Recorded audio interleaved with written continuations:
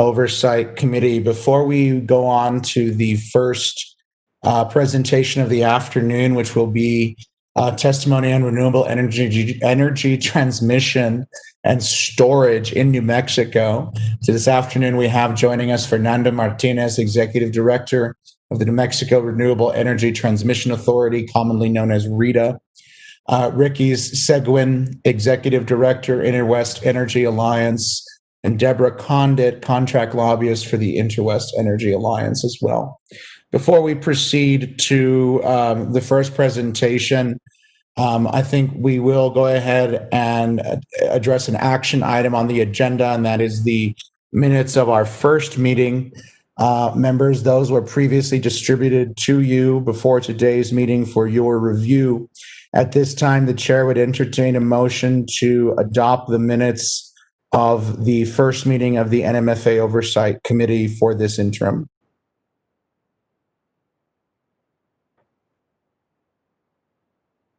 So move, Mr. Chair. Do I have a second? I second, Mr. Chair. And that was Representative Figueroa seconding and Representative Tomas Salazar making the motion. Is there any objection to that motion to adopt the minutes from the first meeting of the NMFA Oversight Committee? Seeing none, we will consider, and the minutes have been adopted. All right, so members, thank you. We're going to go on to this afternoon's presentations. Mr. Martinez, I will turn it over to you. Thank you for being here with us this afternoon. Members, it's just a reminder for our new membership, this does have oversight jurisdiction over RETA, and so we typically receive an annual report. But this year, these issues are particularly more important than they've been in the past, given the market progress and trajectory of our state in the renewable energy space. So thank you, Mr. Martinez, for being here, and the floor is yours. Opportunities. I want to thank you and the committee members for making the time to hear from me today. I know you've had a long day and you've heard a lot of updates on energy from a lot of panelists today, and there's been a lot of great questions from the committee, and anticipate there's going to be a great many questions for us as well, which is a good thing. But I do need the ability to share my screen, and I think I have that now. So let me move over to where I need to be. Can everyone see my screen okay?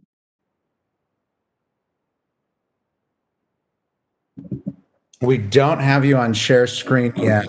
Oh, you don't? Okay, how about now?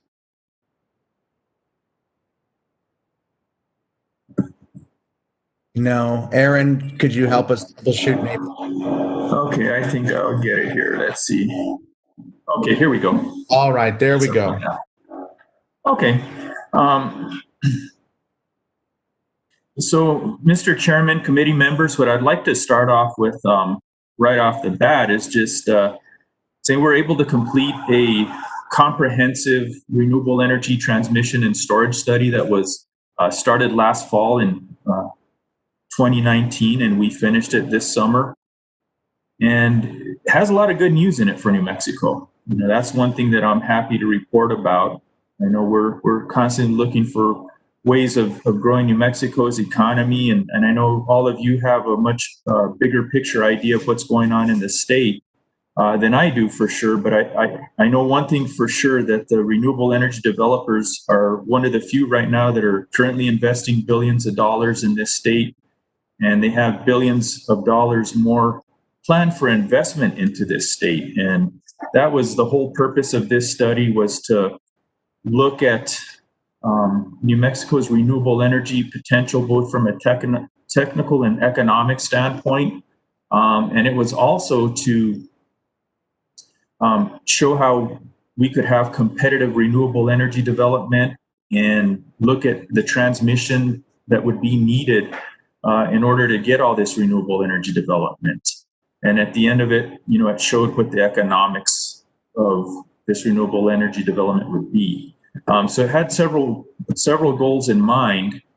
And And I just want to start off because this committee knows, but perhaps members of the public don't know, that the New Mexico Renewable Energy Transmission Authority, in recognition of the state's aging infrastructure that we had with regards to our electricity grid, and knowing that we had vast renewable energy potential, the legislature established RETA in 2007 with the idea to plan, finance, develop, and acquire high voltage transmission lines and energy storage projects to promote economic development in New Mexico. And the idea behind this was to have at least 30% of the energy on these developed transmission lines come from or originate from renewable resources. And so I'm happy to report that 100% of the projects that we're working on have 100% of their power originate from renewable resources. So the projects that we're working on, and this is what I'm going to get into a little bit more here, are the transmission benefits, which include reliability, efficient electric generation, efficient grid operations, and the vast economic opportunities that are involved with all of that. So just getting a little bit more into how this study was conducted, we did choose ICF, which is a world-class international consulting firm that has a lot of industry expertise in this area. They have some state-of-the-art forecasting tools. They have professional staff. And RETA formed an advisory committee that included everyone from the Energy and Minerals and Natural Resources Department to utilities representatives. And of course, these experts that we had in ICF to guide this study. And we were looking at the future potential for New Mexico's vast renewable resources. And again, how we would build out the transmission capacity that would be needed in order to take advantage of those renewables. So this study focused in the near term. We didn't want to go too far out there because that's unpredictable. So we really looked at the next 10 to 12 years and what could happen in that period of time. And what we found was that we could have substantial growth in our clean energy exports as well as meeting our own clean energy goals within the state.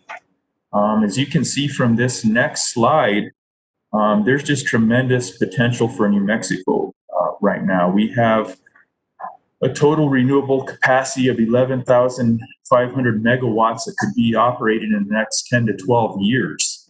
And how we arrived at this potential is we know that we have 2,500 megawatts of installed clean energy at this point. There's another 3,100 megawatts that's pretty far along in development right now and is expected to happen.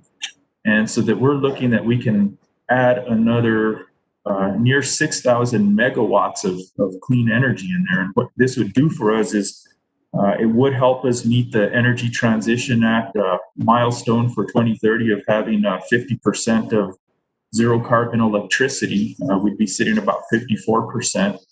The key to all of this is that we have to address the transmission capacity issues that we have, because New Mexico's grid right now is either near or at full capacity, and we need to build this capacity in order to put more renewables on it for both in-state and out-of-state needs. What we're looking like during this build out over the next 10 to 12 years is about 3,700 construction jobs per year, which is fairly substantial. These are fairly good paying jobs. And at the end of it, it should result in about 800 permanent jobs as well.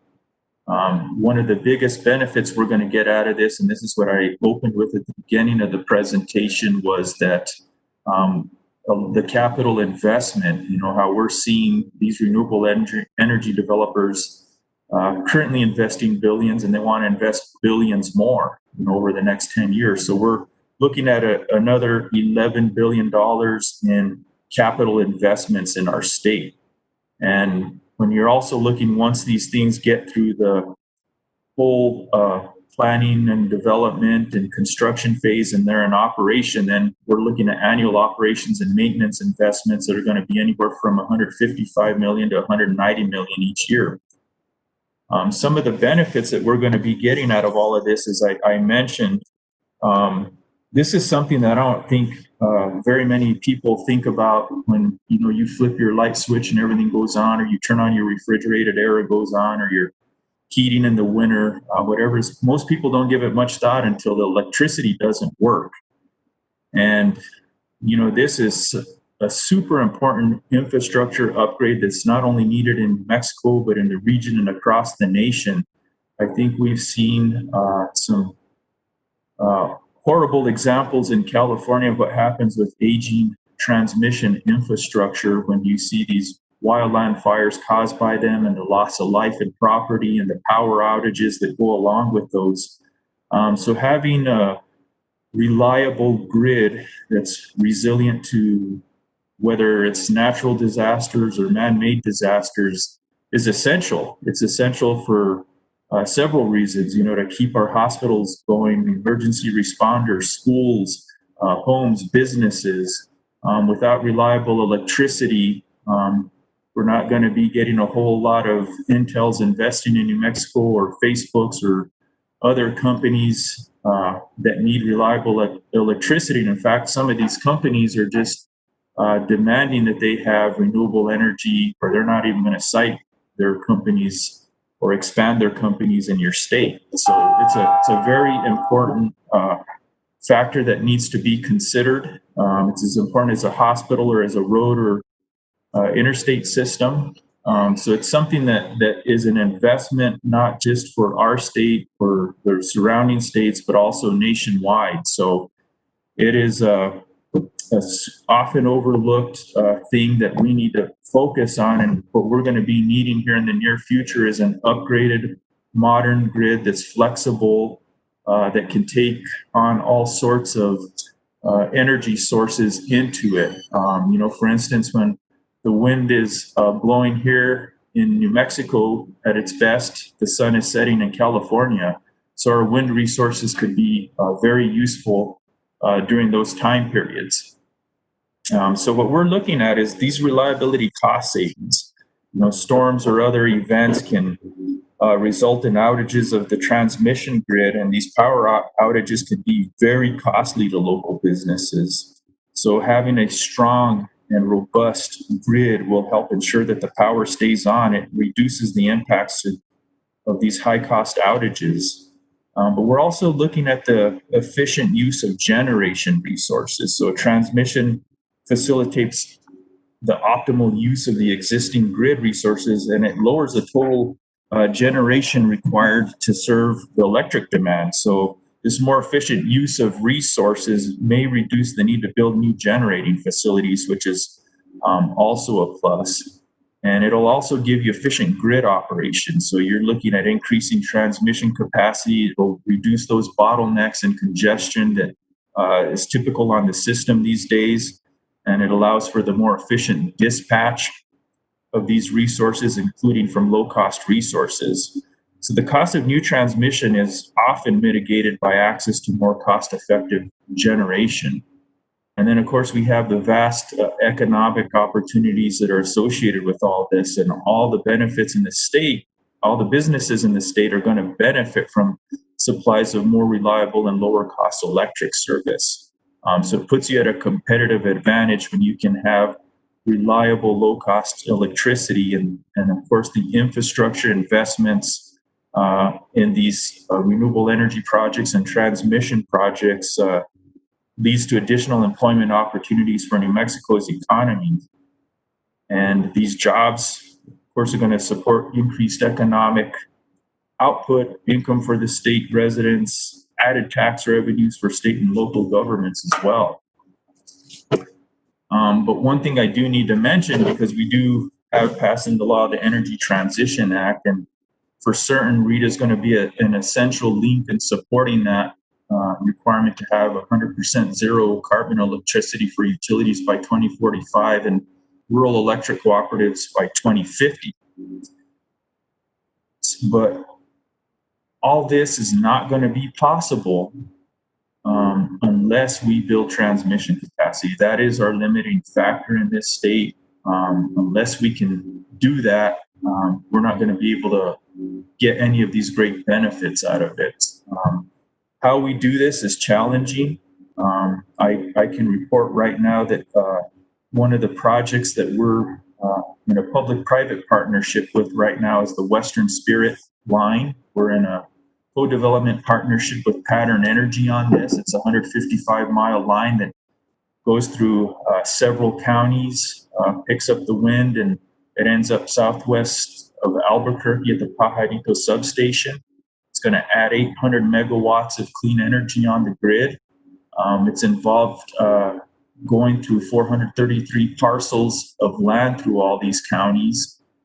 So it's had a lot of permitting approvals. It's been under development for 10 years. And now I can report that we are going to commence construction on this line this fall.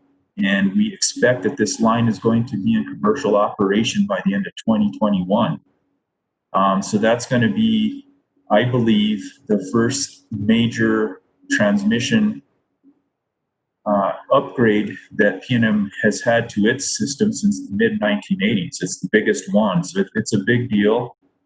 Because of the visible success of this project, we're also seeing a lot of interest from other world-class renewable energy developers that want to partner with me. I can't talk about who they are yet because we're under non-disclosure agreements at this point, but at some point in the near future, I'll be able to announce those partnerships and those projects as well.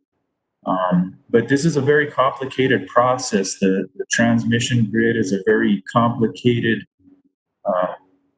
machine, and getting this installed and constructed, put into place, and into commercial operation takes a lot. The planning phase, the permitting and approval phase, the land acquisition phase, and the financing, all of it is very complicated. It takes a lot. The only way we're going to be able to do this is through successful strengthening of our relationships, because siting really is probably the most crucial thing that you do in these transmission projects. But it's a challenging process because there's a lot of people with a lot of legitimate concerns. At the end of the day, we have to be recognized that there are people affected by these renewable energy projects and these transmission lines. There's just no question about it. That's something we always need to keep in mind, and we work with all the stakeholders. We need to try and address as many concerns as we can, because otherwise we can get delays that aren't going to work for us in this time frame, or even termination of projects. And we're going to have to also do a better job of communicating policies. Of course, with all you elected leaders, we need to keep you updated with the latest information as often as we can, so that you can make the right policy decisions based on the best available information.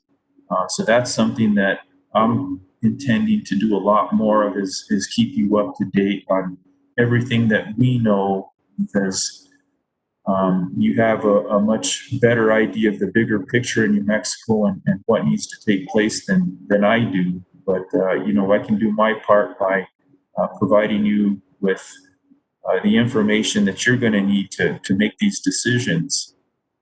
One of the things that I do have to mention today is that New Mexico can deliver some of the lowest cost renewable energy of any of the surrounding states for a variety of reasons. Among these is just the development of these resources in New Mexico can be cheaper because of the land and the labor and things like that. But one of the main driving forces is that we just have one of the best wind resources in the country right now, because we can operate at a higher level, what's called a capacity factor, that our wind farms can operate at than in general across the United States. For instance, our capacity factors, which means the amount of time the wind's blowing and we can be generating electricity, for example, is greater than 50% across much of the nation. It's at 35%.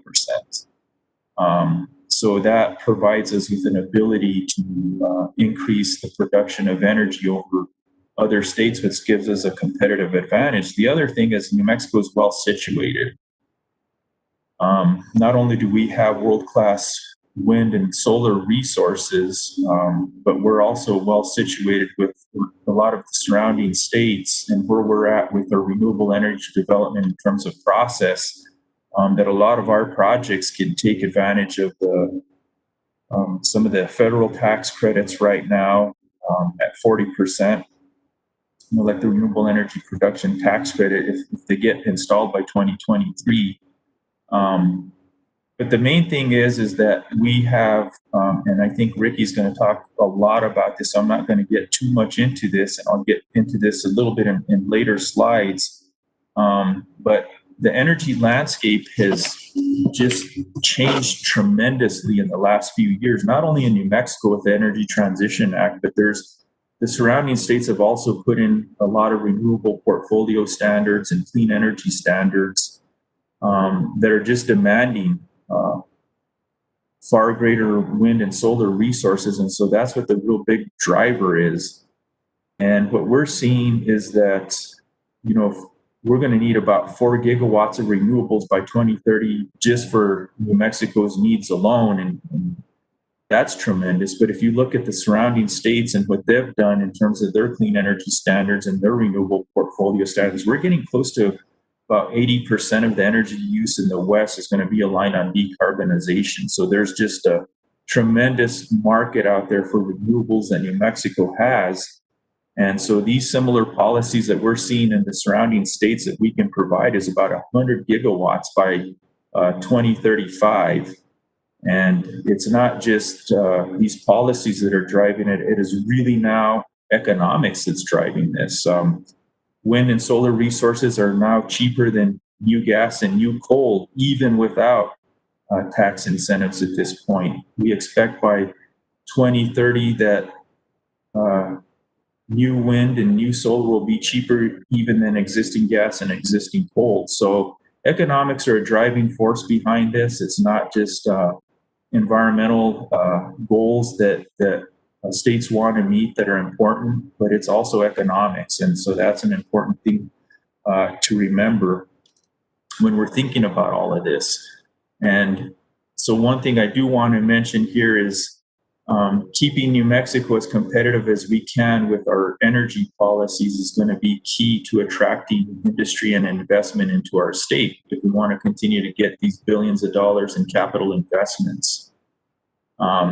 Another thing I do want to point out is like where these solar and wind resources are located. If you can look at these maps, one thing you're going to immediately draw a conclusion on is that most of the wind and the solar resources are located on private and state trust lands.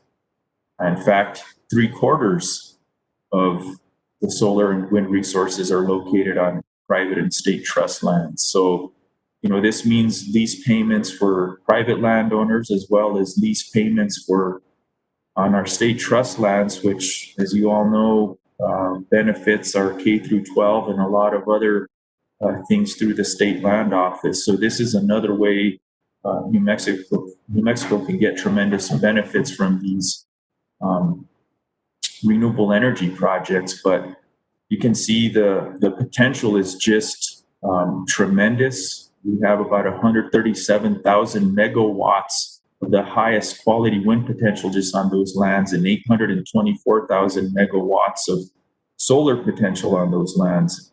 And just to put it in perspective, what all this means is, when we're saying megawatts and gigawatts and all that, but 100 megawatts can power 120,000 New Mexico homes. So when we're talking hundreds of thousands of megawatts, if you keep in mind that 100 megawatts will power 120,000 homes, that gives you a scale of the resources that we have.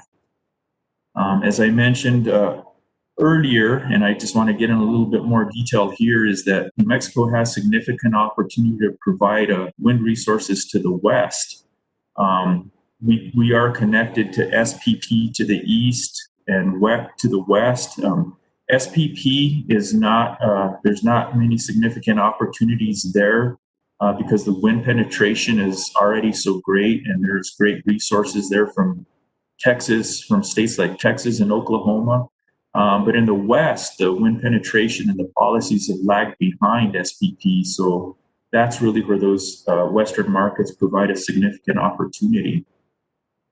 And as I mentioned earlier, all these clean energy standards and all these RPSs that are being put in place are some of the drivers for what's demanding this growth, as well as the economics.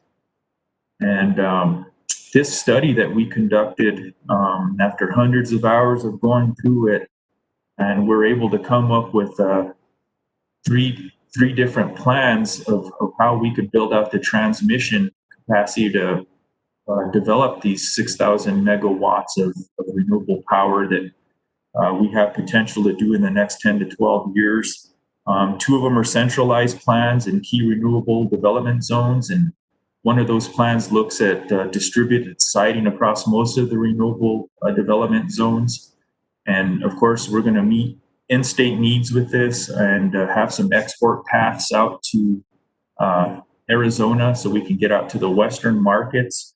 But what we're looking at is a very aggressive plan here, and renewables and transmission lines are going to have to be built at an unprecedented rate. To put this in perspective, in the United States today, there's about 808 miles on average of transmission lines that are built. What we're looking at doing on average is anywhere from 900 to almost 1,300 miles of transmission line that needs to be built over the course of the next 10 to 12 years. So that's a tremendous percentage of what's even being done nationally. So it's a big ask, but it's doable. And I think that's with all these partnerships that we can form and all the policies in place and the economics that are driving this, I think, we're well positioned to be able to do something aggressive like this. Some of the average economic benefits that I mentioned earlier, here's a little bit more detail on that. As I mentioned, we can have up to 3,700 construction jobs per year during the 8-year construction phase, and up to 800 permanent jobs that would result from this as well. So all of this is going to take an aggressive action plan that we need to implement at the Renewable Energy Transmission Authority so that we can address all the administrative policy and technical issues that were raised in the ICF report. Key among these is going to be public outreach, getting this message out there on the findings of the transmission and energy storage study. It's going to be continue working with our existing partners and where possible, expand these relationships. It's going to take developing new agreements with world-class partners, which we're working with, and we're expediting, finalizing those agreements so we can have these partnerships and move forward in projects. But most of all, it's going to take working with the major participants in renewable energy development to prioritize the transmission corridors so we can simplify the siting. And that's going to be working with all the partners, whether it be the military installations, the tribes, the permitting agencies like BLM and Forest Service, State Land Office, and partnering with everybody and trying to address these issues up front so that we can get the best possible siting of these transmission lines and hopefully avoid a lot of the issues. And, of course, we want to continue how we're looking at delivery of renewable energy to end-state customers as well to meet the ETA standards and requirements. And this study did find that the quickest way to get to all our goals is to build more transmission. But at the same time, we also need to be monitoring the technological advantages and the advances and the potential for implementation of large-scale storage facilities. And we've got to follow the development of microgrids. So we've got to also stay on the cutting edge of things as well as building out transmission. And key to all this is also going to be the regional efforts that RETA has to engage in order to have a regional, flexible, upgraded grid that's going to work for everybody. So we'll be looking and participating in regional initiatives through West Connect and the Southwest Area Transmission Planning process. So with that, I can either have questions now or wait till Ricky's done with, and Deborah are done with their presentations. However you see fit, Mr. Chair and committee members. But that's the end of my presentation.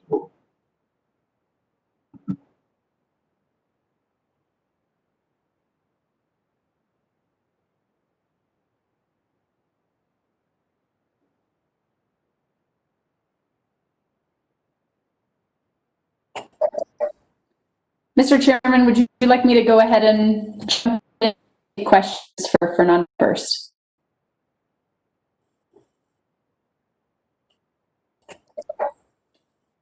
I'll go ahead and start my presentation unless there's anyone who disagrees with that, and then that's what the plan will be. So let me get my screen up.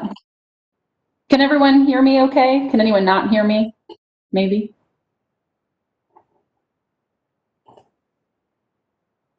Fernando, will you give me a thumbs up if you can hear me? I just want to confirm. I can hear you fine. Okay, I'm going to assume that that works for everybody. So, and are my slides coming through? Yeah. Yes. Thank you. All right. Well, thank you all for the opportunity to talk today. My name's Ricky Seguin, and I work as the executive of the Inner West Energy Alliance. My presentation will be basically a follow-on to Fernando of, if in fact we can unlock this transmission, what is the growth case for renewables in the state, and what does that mean in terms of economic opportunities here? So, get my slides to move on. There we go. Okay, maybe there's a little bit of a lag. My plan is to briefly give an introduction to Inner West, talk about those demand drivers, and then really get into how projects get built in terms of winning competitive bids, why that matters for New Mexico, then talk about the dollars associated with that. Inner West is the regional trade association for utility scale renewable energy developers and manufacturers. So our mission is to make the Interior West a leader in the deployment of renewable energy resources. We cover 6 states, but I'm happy to report that we're headquartered here in New Mexico, and that's where I am based. Our membership represents just over 30 of the leading developers and manufacturers of renewables globally. And these are companies who have a footprint or are seeking to develop portfolios within the Intermountain West. You'll see too, in addition to the large companies that make up our membership, we also have a number of conservation-minded nonprofit organizations who, together with the environmental community and the industry community, we can put forward policy solutions that are sustainable as we make this clean energy transition. So demand, let's talk about demand. Where is it coming from? Fernando talked about this, and I think for many of the legislators here on the committee today, this is old hat for you, but I can't talk often enough about how significant the cost decline for renewables really is. We're looking at a 10-year cost decrease for utility scale wind of 70% and for utility scale solar of 89%. These charts maybe don't mean that much until you stack them up compared to other resource types. And as Fernando mentioned, you now have utility scale renewables coming in at a more affordable price than any other generation resource on the market today. So as we talk about utilities and states transitioning to a clean energy economy, a large driver for that is that these projects are the most affordable resource out there on the market today. I did want to say too, at the beginning of my presentation, I have a lot of charts and graphs because for me, that helps me look and learn from these presentations. However, I know that we could spend a lot of time each time. So these slides are available online now, and I hope that they'll be useful tools for all of you in the future as well. So let's talk now about the policy drivers for renewables. We heard great presentations all morning about the Energy Transition Act and what that means for the development of renewables here in New Mexico. When I think about the growth case, the opportunity is beyond the Energy Transition Act. Load in New Mexico is small, which probably surprises very few of you. We are a state with a smaller population than the other states in the WEC, the Western Electricity Coordinating Council, of which we're a member by and large.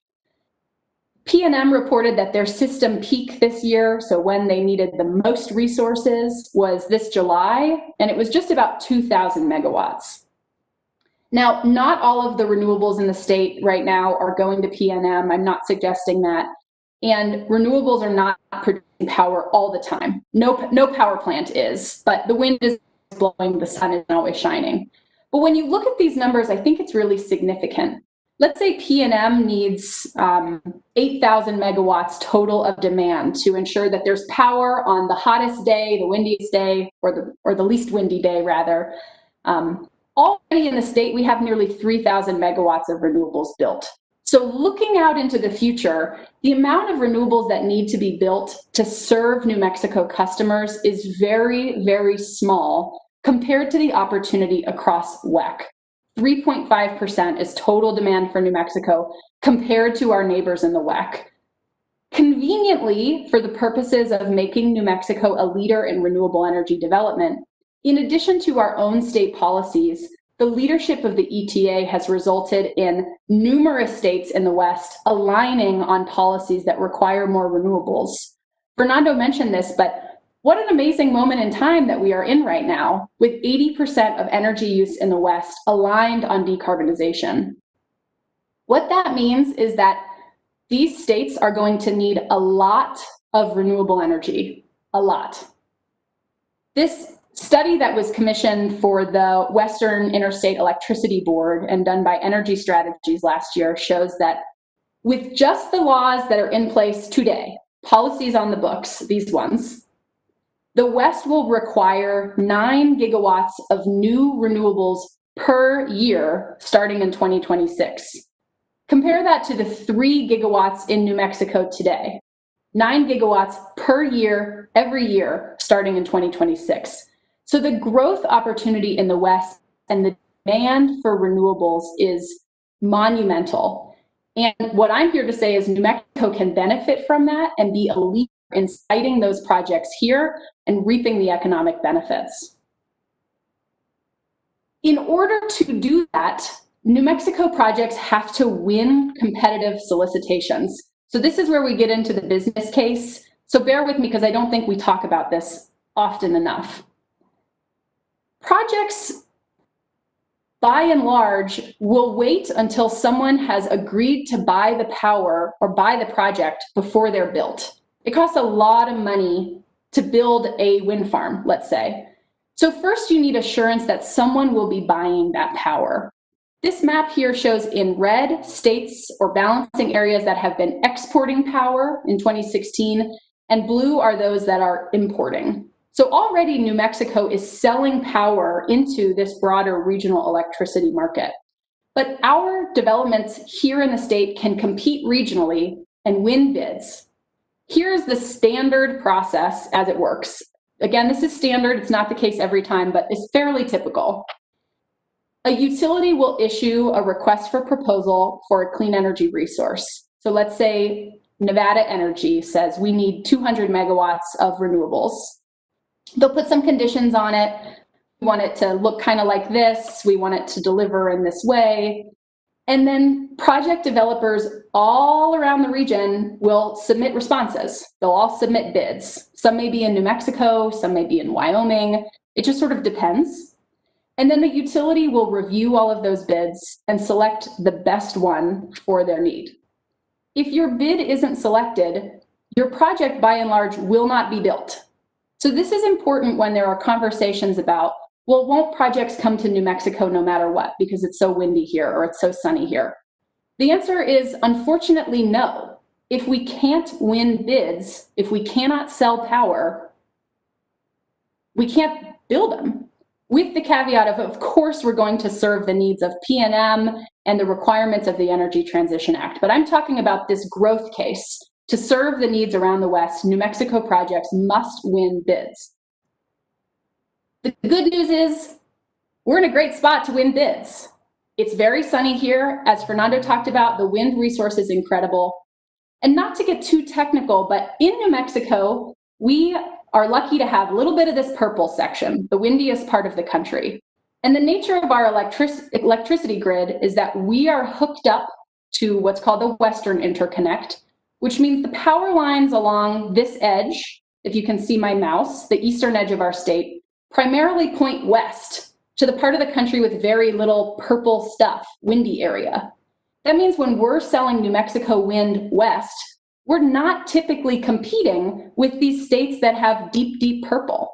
We're really competing on that wind resource primarily with Colorado, Wyoming, and Montana. We have huge competitive advantage with just how good the resource is here compared to the rest of the West, compared to the rest of the Western Interconnect. For those of you that think in numbers, Fernando mentioned this, but the capacity factor, essentially the output from our wind farms here in New Mexico, is tied with Wyoming and Montana for being the very best in the West. So this was a study that was put together by the University of Wyoming for an interim legislative committee there last summer, where they draw a lot of conclusions in it, where we'll get to is New Mexico wind is the most competitive. So the resource is good. That helps us win bids.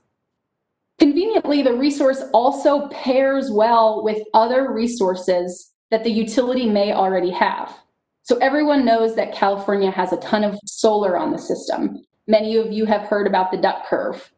What this graph shows is when the sun is shining in California, when it goes away, New Mexico wind pairs extremely well. That's when it's blowing the most here.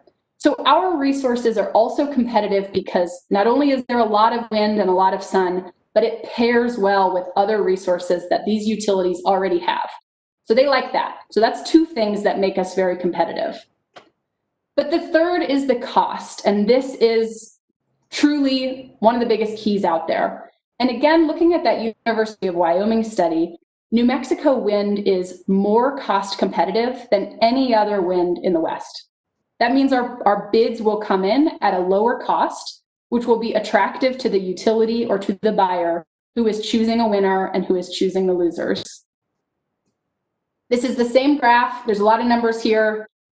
I'll hope it's not too much, but I wanted to give two recent examples of this. One is for an NV Energy RFP, and one is for a Black Hill Energy RFP. When you look at the final bids that they put on their shortlist, so they put out the RFP, a whole bunch of projects respond saying, yes, I can do it. If you look at the final ones they were considering between, the average difference between the highest and lowest bid in the case of NV Energy is 50 cents per megawatt hour. That tiny difference that you see in lines between Colorado and Montana are determining which one comes in at a lower cost. So a difference in a dime actually matters when we're talking about regional competition for renewable energy projects. So then the question is, the summary of all of that is yes, we can win. Our resource is good, pairs well, it's affordable. Do we want it here? I would argue strongly that we should. The economic impacts from renewables are significant. Currently into the state budget, we are already paying gross receipts tax, corporate income tax, personal income tax. These taxes are high during construction, as you heard Dr. O'Donnell say earlier this morning. That is the time when the state makes the most money from renewable energy, is in the construction phase, when the highest number of people are employed. Additionally, the story I think we hear the most about is a very important direct payment to local communities in the form of property taxes or payment in lieu of tax options. So just to highlight what's going on right now, the LFC report that came out earlier this month showed that the counties with net positive GRT in 2020 compared to 2019, in a time when our state is hurting, are counties where there is wind development happening. They call it out specifically, Roosevelt and Torrance County, where there's wind development, you see an increase in GRT collection. And just last month, an amazing newspaper article from the Rio Grande Sun about Rio Arriba County avoiding large budget cuts thanks to the solar projects that Dr. O'Donnell talked about this morning. So the development of these projects are having direct impacts on communities in New Mexico today at a time when we need these budget we need more money, plain and simple. It's coming from the renewable energy side. Fernando mentioned this, but state trust lands are a significant source of money too. With the current leases that are on the ground today for renewable energy, the state is bringing in about $1 million per year. You can look at the bottom here on the increased number of applications for more wind and more solar, and can quickly do the math on how this will benefit the state, this continued relationship between the renewable energy industry and the state lands office. Landowner payments are not to be ignored. Currently, the industry pays about $12 million annually to landowners in New Mexico to lease their private land. That's taxable income. And the jobs numbers that we continue to talk about, Fernando mentioned, I thought was amazing from the RETA study, 3,700 jobs per year for the next decade or so. The latest U.S. Energy and Employment Report shows how those jobs are broken down in New Mexico. And I do think it's very interesting to see the spread is it's not just construction jobs. There's a wide spread in the electric power generation sector here in the state for where these folks are employed. Now, take a deep breath. There's a lot on this slide, but I'm also almost done. This is a new analysis that has come out from Moss Adams, which is a firm that does a lot of energy and economic analysis. And I understand the full report to be forthcoming. I'm very grateful to them for giving me these charts as a discussion draft for today. What it shows is the growth case for renewables in New Mexico right now, and how that changes when a Wyoming-style electricity tax is implemented. Let me quickly explain that. The state of Wyoming has a $1 per megawatt hour electricity tax on wind. And in the top right of the screen, you can see when the wind tax went into effect, how the market for wind plateaued. The wind tax wasn't the only thing, but I will say that it is a significant contribution to the lack of growth for wind in Wyoming right now. Those projects are not cost competitive in a regional electricity market. And that's, again, what we're hitting on here is, can New Mexico projects win bids? The question really is, what is the wiggle room on price that will cause a New Mexico project to be out of the money? And I would argue that in Wyoming, they found that. They can see that, although there are ongoing discussions about increasing that number in Wyoming. In the New Mexico scenarios here, the top case shows demand thanks to the Energy Transition Act, and the growth case, which are projects that are in development today. It then, on the bottom part of the slide here, shows what happens once you institute a Wyoming-style $1 per megawatt hour generation tax, and you can see the lost growth. The reason here is not because people don't want it. The reason is that projects are out of the money at that point when they are competing in a regional electricity market. That is the point that I hope that this slide makes. Again, it's new information, and I would refer you to Moss Adams for questions on it. But I did want to put it out because I think it's important. We are contributing to the state budget, we are contributing to local budgets, and we want to continue to do that.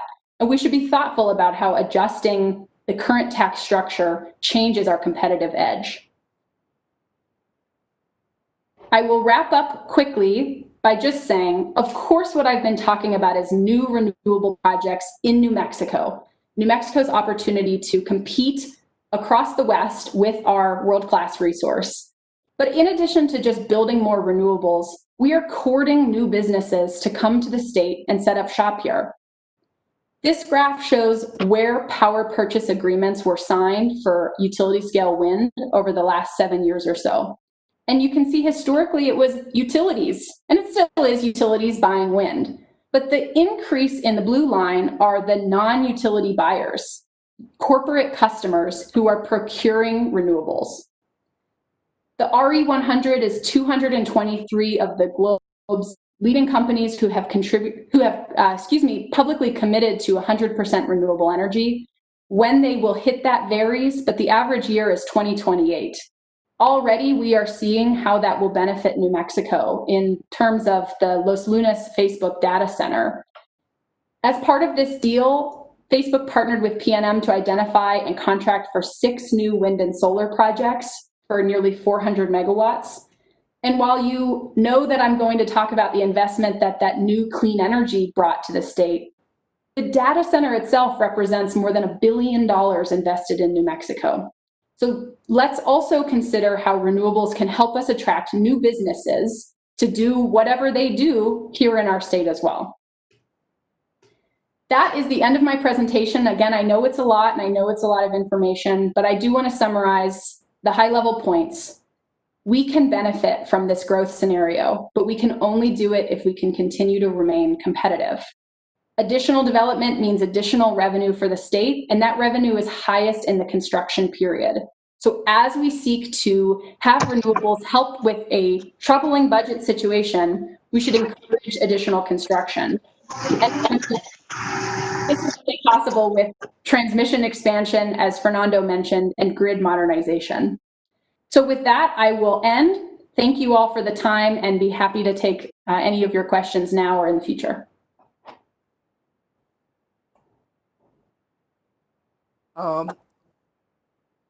Senator Candelaria, the chairperson, had to step away for a few minutes. And the third presenter is Deborah Condit. Do you have something to add to the conversation? Mr. Vice Chairman, I apologize to interrupt, and Deborah had asked me to do this at the beginning and I failed to do so. She doesn't have a separate presentation, but is on supporting InterWest in the presentation that I gave. Thank you very much for that. So we will then go to questions and or comments. First person on the list is Senator Clemente Sanchez. Senator Sanchez, you have the floor. Thank you, Mr. Chair. Let me try to adjust my camera here. My first question is for Ricky on the Moss Adams slide. So what you're saying is to stay competitive. What Wyoming did is when they instituted the tax, that you're saying that jobs went away. Am I understanding that correctly, or on the renewables? Yes, thank you for the question. Not exactly, and allow me to clarify. The top right corner showed the capacity of wind in the state of Wyoming and how that essentially plateaued after the introduction of the tax. It didn't speak to any jobs in the state of Wyoming. However, the analysis on the bottom was, well, what happens if you do a similar thing in the state of New Mexico, and what is the jobs impact? It is not a subtraction from current jobs today. It is comparing the growth scenario of new renewables and the jobs that would come as part of that, compared to if those projects don't come to fruition, as we saw to be the case in Wyoming. So it is the case, as I understand it, is not to say jobs go away, but jobs that we could have do not materialize if those projects cannot be competitive and be built. Does that help? I'm sorry, go ahead. Oh, I just want to make sure I answered your question and didn't take it off on the side there. So please, if I didn't answer it, feel free to ask again. Okay, thank you, and thank you, Mr. Chair. So I'm trying to understand that. So when Wyoming implemented the tax, the renewable companies that built these renewable products, did they slow down, stop, or is that what caused the reduction in jobs and that? Am I understanding that correctly? Thank you, Mr. Chairman and Senator.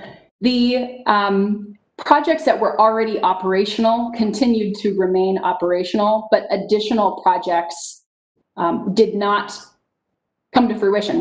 The wind industry wasn't building more projects in Wyoming, certainly not at the speed at which it was prior to the implementation of the tax, because those projects couldn't find anyone to buy the power. Oh, so they stopped building or slowed down their building, not because of the tax, but because they couldn't find someone to buy their product. Am I right? Mr. Senator, I apologize. I feel like I'm being confusing. So let me try again, and from a different tack.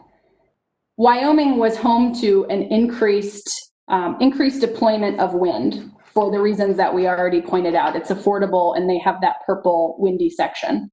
The projects that were constructed and had off-takers, often utilities buying the power, continue to operate to this day and are paying this new generation tax on it. New projects that were in the pipeline, which are seeking buyers of the power, the financials of those projects made those projects less competitive, less desirable, and accordingly, development has slowed significantly in the state of Wyoming. Okay, so then what happened, Mr. Chair, is that the buyers of the product, because the cost went up because of the tax, they decided, the buyers, not to buy from them. Am I correct? Correct, Mr. Senator, for the new projects. Again, the existing projects already have contracts, so they're still doing it, but correct, for the new projects, absolutely. Okay, so Mr. Chair, the new contracts were a lot more expensive than the older ones because, of course, they got to recover the tax, the companies that are exporting. Correct? Yes, Mr. Senator. Okay, thank you. Thank you, Ricky. My next question is for Fernando. It's good to see you again.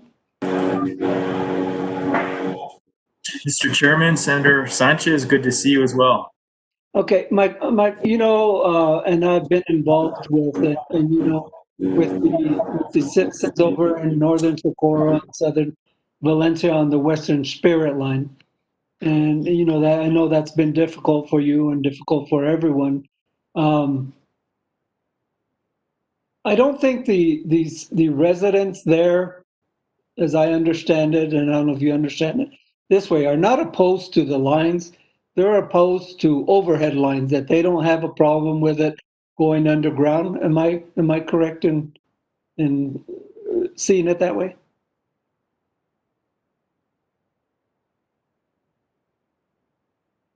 I can't hear you. Sorry about that. Mr. Chairman, Senator Sanchez, yes, you're correct. There are some people that have that exact concern. There's a lot of controversy between having overhead lines versus underground lines for certain sections of it. And that has been, something that is going to come up not only in that project, but in a lot of future projects. So it's going to be part of the planning process now when we go out for public participation, is just trying to address concerns like that where possible. Okay, thank you, Fernando. Thank you, Mr. Chair. So putting the lines underground is just not economically feasible. Am I correct in assuming that it's a lot more expensive? Mr. Chairman, Senator Sanchez, I think it's a little bit more to it than that. I think, like in terms of let's say other projects that are coming down, they may have to go through an environmental impact statement process where they have to look at various alternatives, overhead versus underground, where they're going to be evaluating not just whether it's economically feasible, but also whether it's technically feasible in some cases. There's not very many examples across the nation or even in the world of where, you're putting 345,000 volts or 500,000 volts underground. It's a pretty big undertaking. It's costly. There are a lot of technical issues with it. So those are just things I think that need to be looked at on a case-by-case basis and evaluated carefully for all the pros and cons. It's not a really clear-cut answer for which way you go on it. It's just something that has to be studied when those issues arise, because there are not just economic issues with it, there could be technical issues with it as well. Well, thank you, Mr. Chair, and thank you, Fernando. I don't remember some of the public meetings that we've had where that was explained, where putting this type of voltage underground is just not economically, but I don't know if it's logistically or safety or whatever, putting it underground. I don't know if that's ever been relayed to the citizens there. I just don't remember. That doesn't mean it hasn't been. Mr. Chairman, Senator Sanchez, it's just not that it's always technically infeasible, because there are cases where there are, and there are some examples. in the nation and other parts of the world, but there's just few of them. And so it's just something that that's not a very common practice at this time. And so I think there just needs to be a lot more study regarding that to figure out what's possible technically and economically, before being able to answer that question. I think it's just something that has to be looked at a lot more in depth, since we have such few examples of it being successfully done. Okay. Thank you, Fernando. Thank you, Mr. Chair. My next question is more on the legality of it. I'm not a lawyer, the technical legality of it. How much of these on the Western Spirit, I'm speaking specifically to that, how much of that is going to come, or is it already happening now, eminent domain? And how does eminent domain happen when you have, I believe, unless it's changed, where Socorro, the county of Socorro, and the Valencia County passed resolution opposing this? How does that work? Okay, Mr. Chairman, Senator Sanchez, as I mentioned earlier in my presentation, we did go through several counties and 433 parcels of land. In other words, we had to go through land acquisition on 433 parcels of land. And I'm happy to say that when it came down to eminent domain, we did not have one single case that was contested. What we did have is we had 18 uncontested cases of eminent domain, and those were for situations where the landowners couldn't be identified, couldn't be found, or perhaps the land had passed from generation to generation from some of those ghost subdivisions and it never been probated or things like that. And in those cases, landowners were, please just use eminent domain so we can clear up the probate issues or something like that. But we did not have a single landowner that unwillingly agreed to having the transmission lines cross through their land. So under those 433 parcels, there was not a single landowner that said, hey, I'm going to court, I don't want you passing through my land. The only thing we had were those 18 uncontested cases I mentioned. And that's one issue. The other issue is the counties and how we address some of the county issues, because, you're right, some of the counties were in support, maybe where the renewable energy projects were, the wind farms and the transmission lines, and they were happy. But in particular, as you mentioned, Mr. Chairman, Senator Sanchez, there were Socorro and Valencia counties that did have significant opposition and issues with the line. Happy to report, I think most of those issues were worked out with Socorro County in the end. And with Valencia County, we just, like everyone else, went through the permitting processes like everybody else has to do. And that's kind of where it was left. And again, it was a real mixed bag of people that were either in support of the project or in opposition to the projects. It's really difficult, to say that it was one way or the other, full support or opposition to it. There certainly was some opposition to it in those counties. And when you're crossing 155 miles across several counties, on a project this size, it's kind of difficult to make everybody happy at the end of the day. I'm hoping that what we try and do is just minimize adverse impacts to the extent that we can, and work with people with reroutes or whatever we need to do. And I think we did that in a lot of cases that took away a lot of that opposition. So hopefully we're in a good place now. And that we learned a lot from that. And when we continue these proposed projects in the future, that we have a lot of lessons learned and we know a little bit better how to go about this and address concerns. Because I totally agree with you, Mr. Chairman and Senator Sanchez, that there are real people affected by this. And that's something we cannot forget, something we cannot ignore. And it's something that we just need to do a really good job of addressing to the extent that we can. I don't think anything you build these days is going to be without opposition. But if we can certainly get to where it's mostly accepted by most people, I think that's a good place to be. Okay, thank you, Mr. Chair, and thank you, Fernando. Yeah, you're probably never going to get 100% buy-in.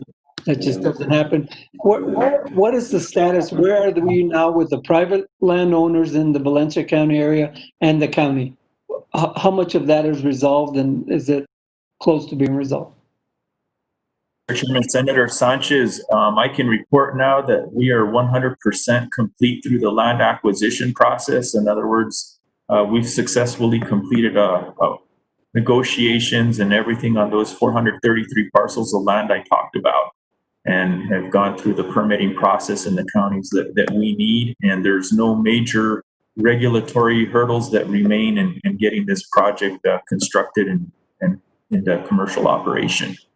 So I think we've gotten through the major issues at this point, and there's no reason to believe that this isn't going to happen at this point. Okay, thank you, Fernando. And my last question, and speak publicly and just make sure that I understand this. Western Spirit Line will be eventually, when it's all complete, it's sold to P&M.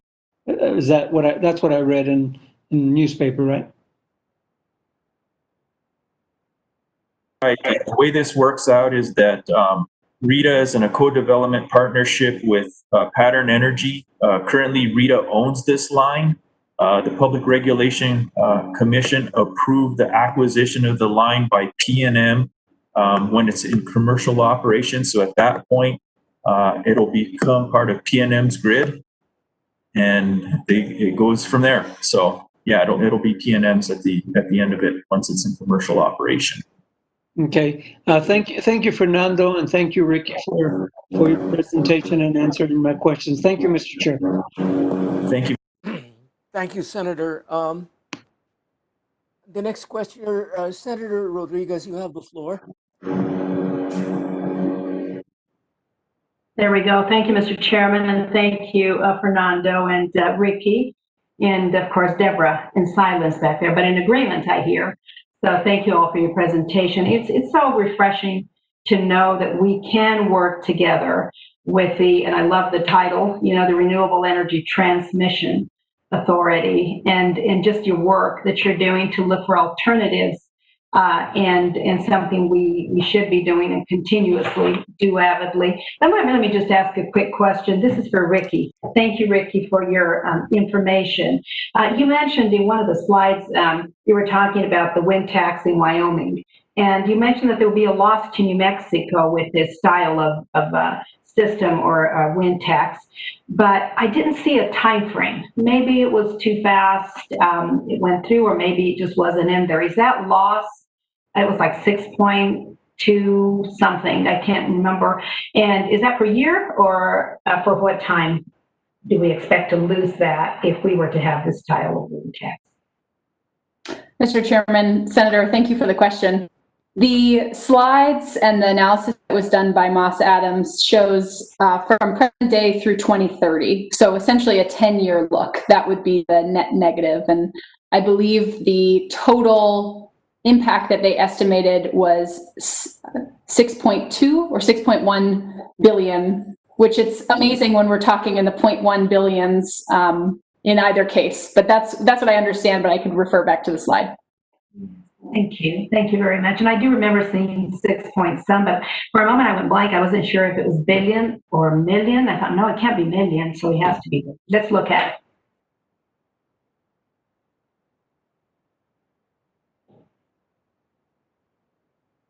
it. Sorry, Senator, thank you. I'm trying to pull that up.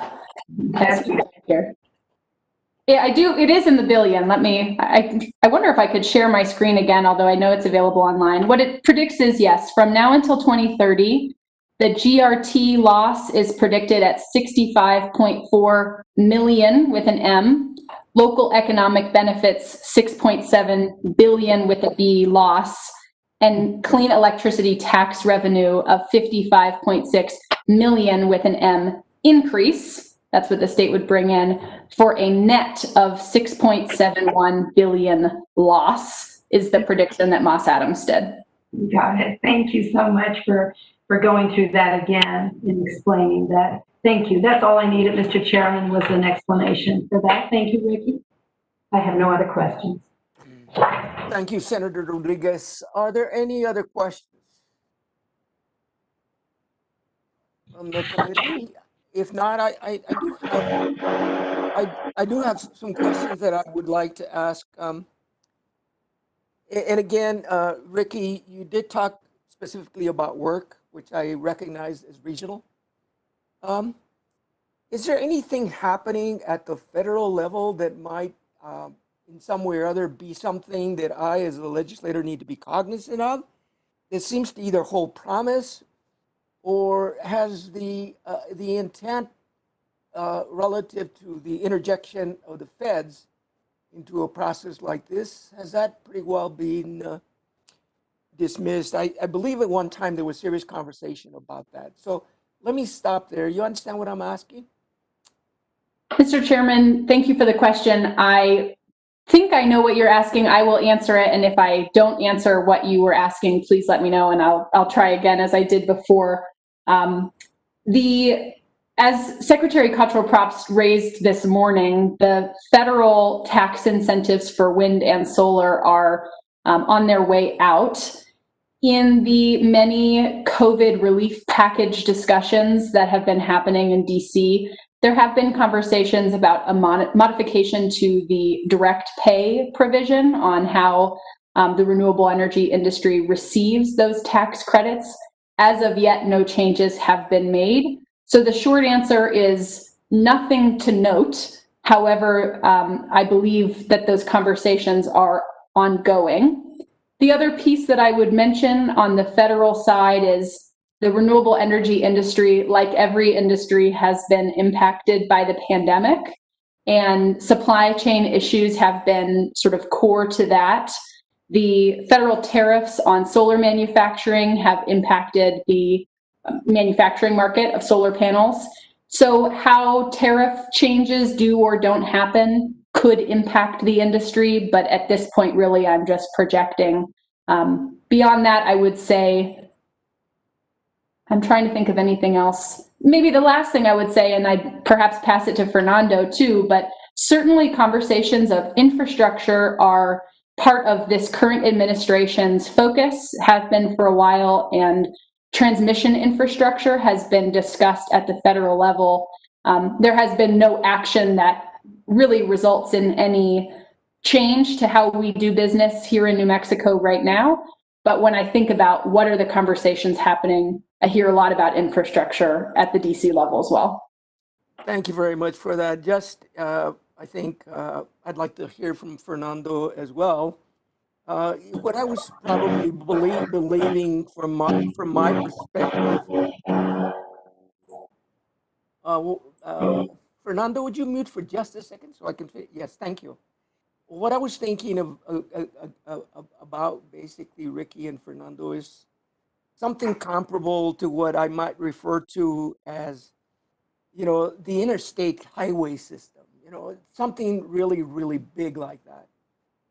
And again, if the answer is really that is not a topic of conversation, I mean, I'm willing to accept that. I just wanted to make sure that there's not something that you see in the future that seems to have gotten a little bit of traction, or at least is a topic of conversation. Mr. Chairman, you make like an excellent point there, and that's like an example that I've used when it comes to building transmission. Is it's a lot like the interstate highway system that was implemented by President Eisenhower back in the day, where it was just a very necessary thing for the country, and it was done at the national level. You do hear a lot of talk about infrastructure at the national level, but I don't think anyone's ever talked of an effort like that actually happening. They're pretty much leaving it up to the states and the regions to work that out, which in some ways is really unfortunate, because I do think that having reliable, resilient, upgraded, modern electricity grid is not just important to states and local governments and regions, but it's important to the country as a whole. I mean, it really determines whether you're competitive as a country with other countries or not. There's, of course, a lot of military reasons why you'd want reliable electricity. So, your idea is really a good one, and I wish that did gain a lot more traction. But other than hearing people talk about infrastructure and building the capacity of it, you don't ever hear of a system like where they'd say, well, let's just do this like we did the interstates. There's just a lot of issues. I think it's a different time where I think it'd be much more difficult to do something like that. Mr. Chairman, if I may, now that I've heard Fernando speak, I just thought of one other thing that I think is really important, which is not necessarily a federal question, but it is regional. And I expect this will be a conversation this legislature wants to learn more about as the years go on. But there are many ongoing conversations about better regional electricity coordination. And often the words you'll hear or the acronyms you'll hear are an RTO, a regional transmission operator, or an ISO, an independent system operator. Mr. Long mentioned a part of this morning, but in the West, we have 38 different balancing areas, unique areas where we are responsible for maintaining reliability and having excess resources to ensure that the lights are on all the time whenever we need them. And there are increasing conversations about how can we do that more efficiently. If we look to the rest of the country, most regions are in an RTO or an ISO, which facilitates thoughtful transmission planning across broad regional footprints. It also allows for the buying and selling of power in a more streamlined way. And that becomes increasingly important as the renewable penetration on the grid increases. To my slide of showing New Mexico wind, that blue line compared to the solar line from California, in order to integrate these renewables, we have to think very broad of the geographic footprint and how we pair resources all across the West. So this type of structure, an RTO, let's say, will unlock a lot of that potential and allow us to meet our goals, our clean energy goals, more affordably and in a more timely manner. So I will raise that because I do think it is super important, super timely, not quite federal, really though a regional look all across the Western United States. Thank you for that, Ricky. Mr. Chair, I just have a couple of more questions. They should be relatively brief. And again, this is probably in my case something that I'm not fully aware of. But I do know that in sort of looking or trying to get myself ready for some of these interim meetings, there are 30 states that have what they call siting statutes that seem to be rather significant. Now, clearly, I would imagine the same thing probably applies to New Mexico. I think in part, some of the conversation basically centers a revisiting or a recommendation that states revisit siting laws. Now, let me first of all ask the question, it's probably a general question. And I presume that both of you can probably talk a little bit about that. If I ask the question about the siting laws, siting statutes that New Mexico has in place, I believe that Senator Sanchez, I know, was talking somewhat in regards to a peripheral issue that certainly probably depends on, that is sort of relevant to the question that I'm asking. So let me get to the question. The question basically is, talk to me about New Mexico and the siting statutes. Fernando, since you are more hands-on with the construction of projects, why don't we let you lead off and then I'll jump in as well. Okay, you're asking some, Mr. Chairman, Mr. Vice Chair, asking some excellent questions. I mean, you hit really the heart of the matter for how we build out and build transmission capacity. Siting is the key to everything. Successful siting, you get projects constructed and in operation. You mess up the siting and you're going to have delayed projects or terminated projects. It's that simple. So in New Mexico, we have unique situations here where we have a lot of military installations where we obviously cannot, adversely affect their mission. They bring in 10 or 11 billion dollars a year to the state. We have tribes that have sovereignty that we need to work with there as well. We have state land office. We have federal land management agencies like BLM and USDA Forest Service. We have private landowners. We have sensitive areas for environmental critical habitat, wildlife habitat, all those sort of things. So siting in New Mexico happens to be really on a case-by-case basis, site-specific, because you need to take all those factors into account.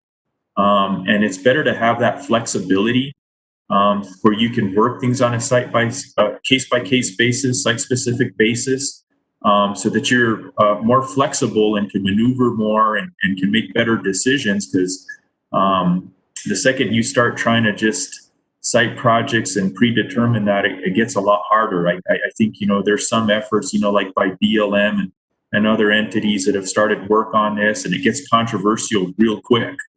But certainly, like when you're looking at sightings across the river, like the Rio Grande or something like that are super controversial, it's probably going to take something like that, where you're careful, where you work with all the stakeholders. You're working with the Public Regulatory Commission, you're working with all these land management agencies, the tribes, the military installations, and it's a really complicated process at the end of the day.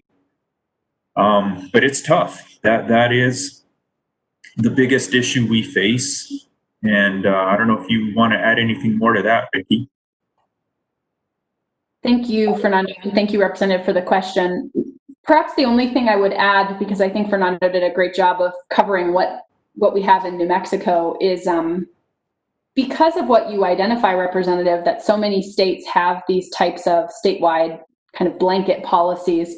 Many renewable energy developers build these very rigorous siting protocols into standard development, since if you're a company that's building in all across the country, you have a set process.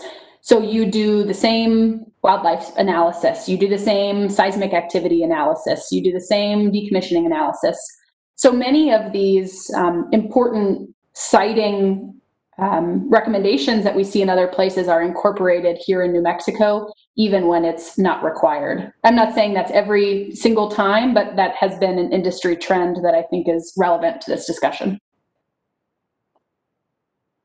Thank you very much, Fernando and Ricky, for those for your response to that question. Again, I want to thank both of you for the phenomenal presentation. I'm going to ask Fernando one last question, and it should be probably a relatively simple answer. If I look at House Bill 2, there was a total of, during the 2020 session, of $250,000 that basically were appropriated. The money went through the Department of Finance and Administration, but actually, in this particular case, to be utilized for purposes of RETA. The reason that I bring that up is because there's indication that this committee, this oversight committee, probably should inquire about the status of the agency operating budget. Now, I know that's a general question, Fernando, and if it's possible at all, could you comment on that? Mr. Chair, Mr. Vice Chair, absolutely. First of all, I do want to appreciate for the legislative support through the budget for returning RETA back to normal operations. It had been since 2015 that RETA had been funded.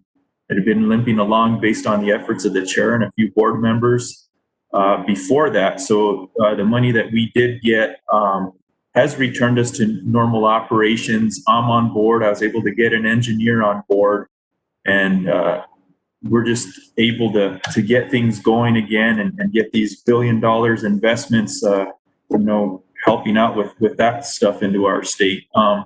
Looking forward right now, we did have the $250,000 for this fiscal year, which is not enough to cover our entire budget for RETA operations. We do have some private contributions that we have that shore that up. Ultimately, I think it depends which senator or representative you ask, whether they want RETA to continue to have funding from the state or they want it all funded from private contributions. There's a lot of that. I'll have to say, because we're getting very close to the commercial operation of the Western Spirit line, there will come a time where we probably will not need legislative funding. So for this coming up fiscal year, whether or not we even put in another special appropriation request to cover that gap when the current state funding ends in June 30th, and when this goes into commercial operation by the end of 2021, is something we're still thinking about, given the bad budget situation the state of New Mexico is in right now, and it's something that we need to consider very carefully. But what I can say is that the amount of state funding we've received so far has really, benefited New Mexico tremendously, because we're able to have these partnerships on multi-billion-dollar projects that are moving along and working their way towards completion. So when you look at the small amount of money that we have gotten, we've got a lot of bang for the buck there. But that's something that I still think I need to talk with our board members and our chair about the next fiscal year. So I don't really have an answer for you today, unfortunately, Mr. Chairman, Mr. Vice Chair. Thank you very much for that. We actually do have somebody that's come on relative to wanting to ask a question, make a comment. So Okay. Senator Pro Tem Papin, the floor is yours. Thank you. Thank you very much, Mr. Chairman. Am I unmuted? Yes, you are. Okay, thank you, Mr. Chairman. So, Mr. Chairman, and I guess whoever wants to answer this, for years we've been very protective of White Sands Missile Range and SunZia wanting to cross White Sands Missile Range. Can you tell me where that is right now? Mr. Chair, Senator Papin, yes, an update on that right now is that we're continuing to strengthen those relationships with all the military installations to avoid any sorts of those issues, because we don't want to adversely affect any of the missions there or any of the funding that they get. And where SunZia's at with things right now is they are evaluating alternative options that would take them out of that northern call-up area. They've reinitiated with environmental impact statement through that process, through the BLM that's going to look at other alternatives. I can't really comment how that will end up, because that process needs to play out. But ultimately, it is going to look at different options to do that. And again, our commitment here is to strengthen those relationships with the military installations and ensure that we're very cognizant of not adversely impacting the missions or any of the funding that they have coming in, because that's super important in New Mexico as well. And we don't want to compete with $10 or $11 billion they bring into the state, these installations. So that's very important to us, and that's something that we're going to be staying on top of and continuing to work on with our partners. And we have a minimum partnership at this time with SunZia. It's not like the same partnership we have with Western Spirit, where we own the line.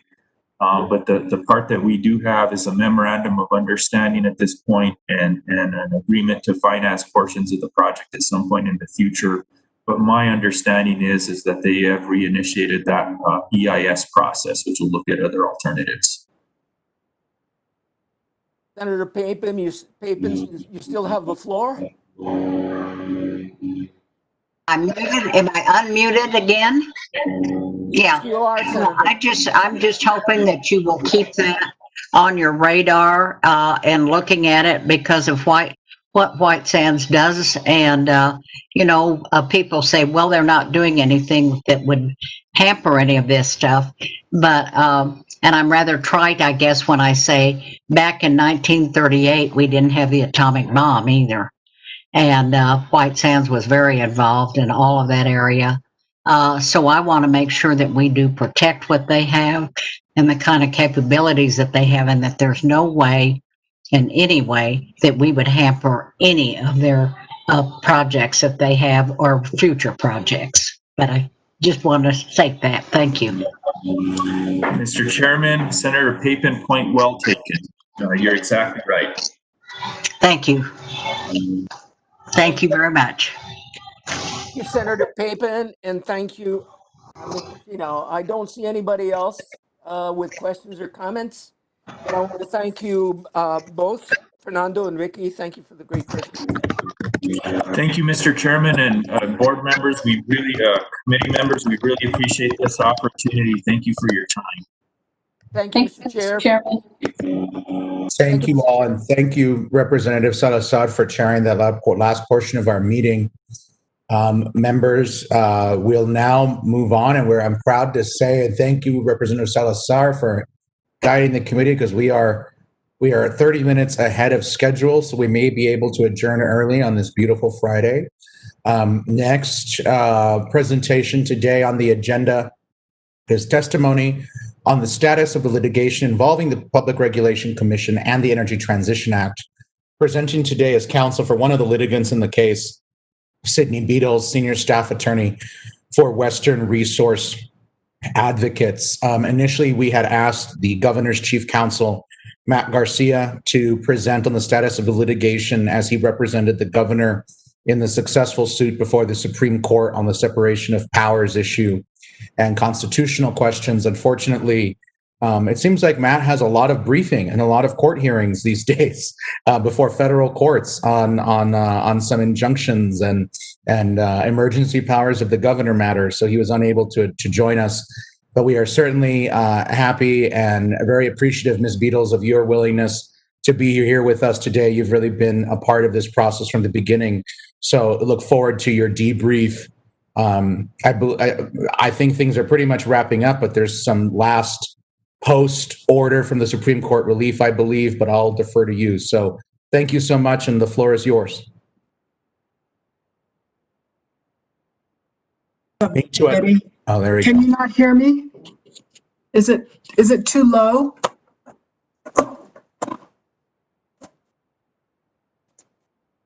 Let me see. Can you hear me now? Oh, thumbs up. Okay. And I may need some technical support in displaying my slides. Sure, Aaron can help you with that, Ms. Beatles. Okay. Ms. Beatles, would you like me to share the slides for you or talk you through sharing the slides?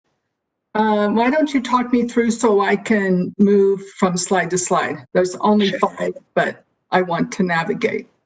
Okay, Ms. Beatles, Mr. Chair. At the bottom of the program pane, there's the share icon in the middle. Yes. And if you go ahead and press that,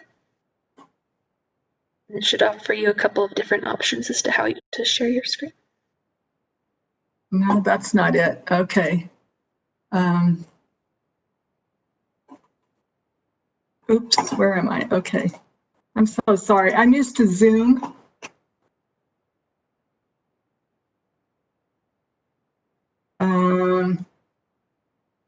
Now I have minimized. It says I'm sharing PowerPoint. Do you see my PowerPoint? Yeah, we can see the PowerPoint presentation. Mr. Chair, Ms. Beatles, you may want to either maximize your window pane. Yes, why don't you display my slides? I think that would be better. And I'll ask you to move forward. There are only 5. Okay, give me one moment to pull up the presentation, Mr. Chair. Thank you, Aaron. Thank you all. That works. And while Aaron is doing that, I just want to introduce myself. I know that Senator Candelaria already did, and thank you very much for the honor of stepping in for Matt Garcia. And I just wanted to remind folks, I'm sure they hear this time and time again, that I am here not as an advocate for my employer, who is Western Resource Advocates, but as a resource for the committee. I don't know if you all know Western Resource Advocates, but they are a nonprofit environmental advocacy organization that works in 7 interior interior western states of the U.S. And before, I've been with WRA for about 1.5 years. Before that, I was with the Public Regulation Commission for almost 23 years, most recently as Legal Division Director. And to the extent that any of my statements today express or imply an opinion, it's my own and not that of my employer. So, Erin, please go to the first slide.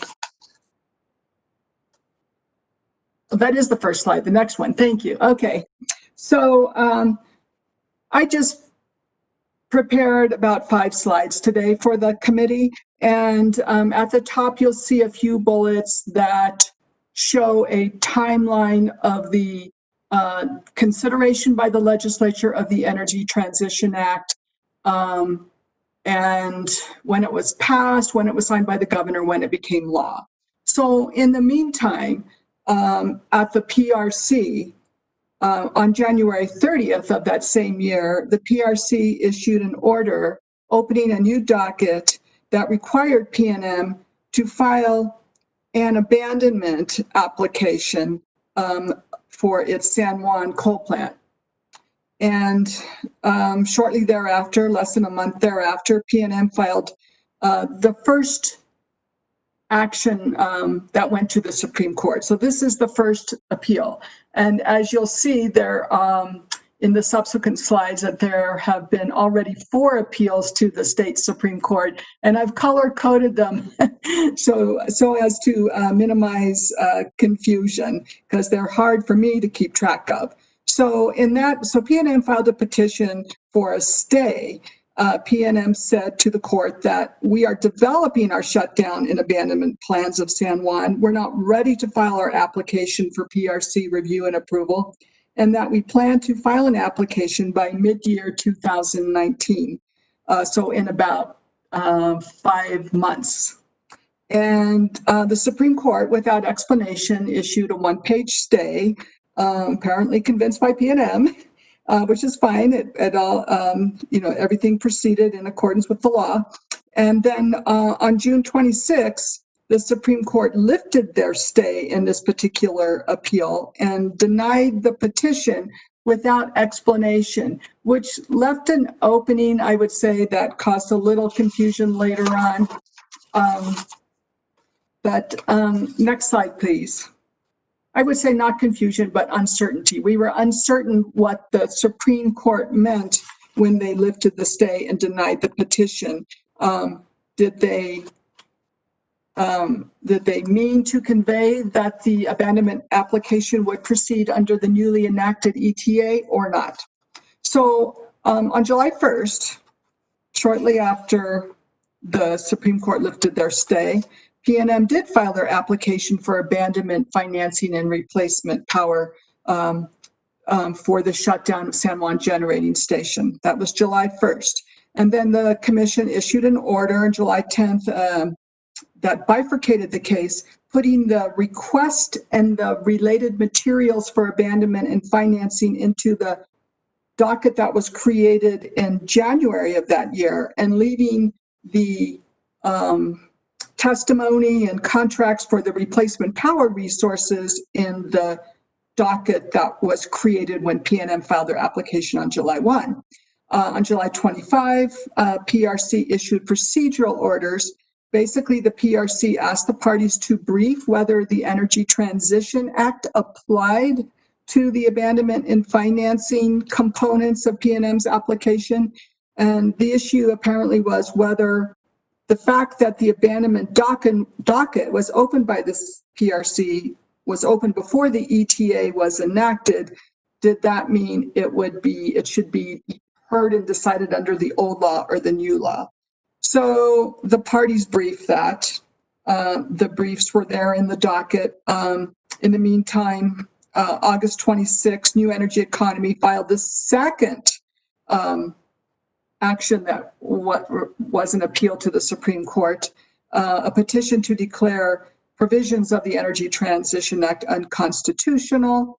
And then back to the first appellate action on August 29th, PNM filed a motion for clarification to ask the court hey, when you lifted the stay, did you mean for the abandonment application to be heard under the newly enacted ETA?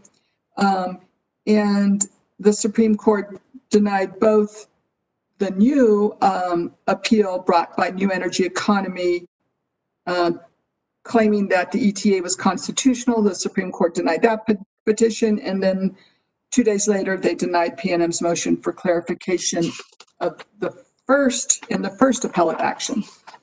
So next slide, please. And now we get to the third appeal that went up to the Supreme Court.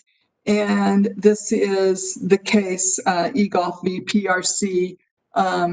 Not only eGolf, but Senator Candelaria and other sponsoring legislators brought an action in partnership with the Navajo Nation, and the governor asked the Supreme Court to, via an emergency petition, to issue a writ of mandamus to the PRC, ordering them to apply the Energy Transition Act, because it was December and the parties were getting ready to go to the evidentiary hearings in the abandonment case, and the commission had still not announced whether it was going to hear and decide that case under the Energy Transition Act. And so it was causing a lot of uncertainty and angst. January 29th, there was oral argument. And immediately after that same day, the Supreme Court issued an order granting the petition and ordering the PRC to apply the Energy Transition Act. And then less than a month after that, February 21st, the hearing examiners issued recommended decisions approving the abandonment and financing by PNM of the San Juan Generating Station, fully applying the Energy Transition Act. April 1st, the commission issued final orders adopting those recommended decisions. And July 23rd, the Supreme Court issued their written opinion explaining the January order granting a petition. And I just wanted to read a few sentences. The Supreme Court found that the commission has a constitutional duty to regulate public utilities in such manner as the legislature shall provide, citing the Constitution, that the Energy Transition Act, I'm still quoting the Supreme Court's opinion, granting the writ of mandamus in eGolf v. PRC. The ETA serves as the statutory scheme that the legislature provided for abandonment proceedings. The commission therefore had a non-discretionary obligation to apply the ETA to the San Juan abandonment proceedings. Equivocation by the commission as to the ETA's applicability indicated that the commission potentially intended to modify or ignore applicable law in violation of Article 3, Section 1 of the New Mexico Constitution. That's the separation of powers doctrine. That is not within the discretion of the commission and is instead a function of our legislature. So next slide, please. Oh wait, can you go back to that one. I just wanted to point out that after the Supreme Court on July 23rd issued their written opinion explaining the order granting the petition, the PRC filed a motion for rehearing to the Supreme Court, and they basically argued that under the circumstances, the PRC did have the authority to require PNM to file an abandonment application. And then on September 4th, fairly recently, the Supreme Court issued an order denying PRC's motion for rehearing. It was just a one-page order without explanation or rationale. Okay, so last slide, please, or next to the last one. Yes, thank you. So this is the fourth appeal that has gone, ETA-related appeal that has gone up to the Supreme Court, and this is the current one.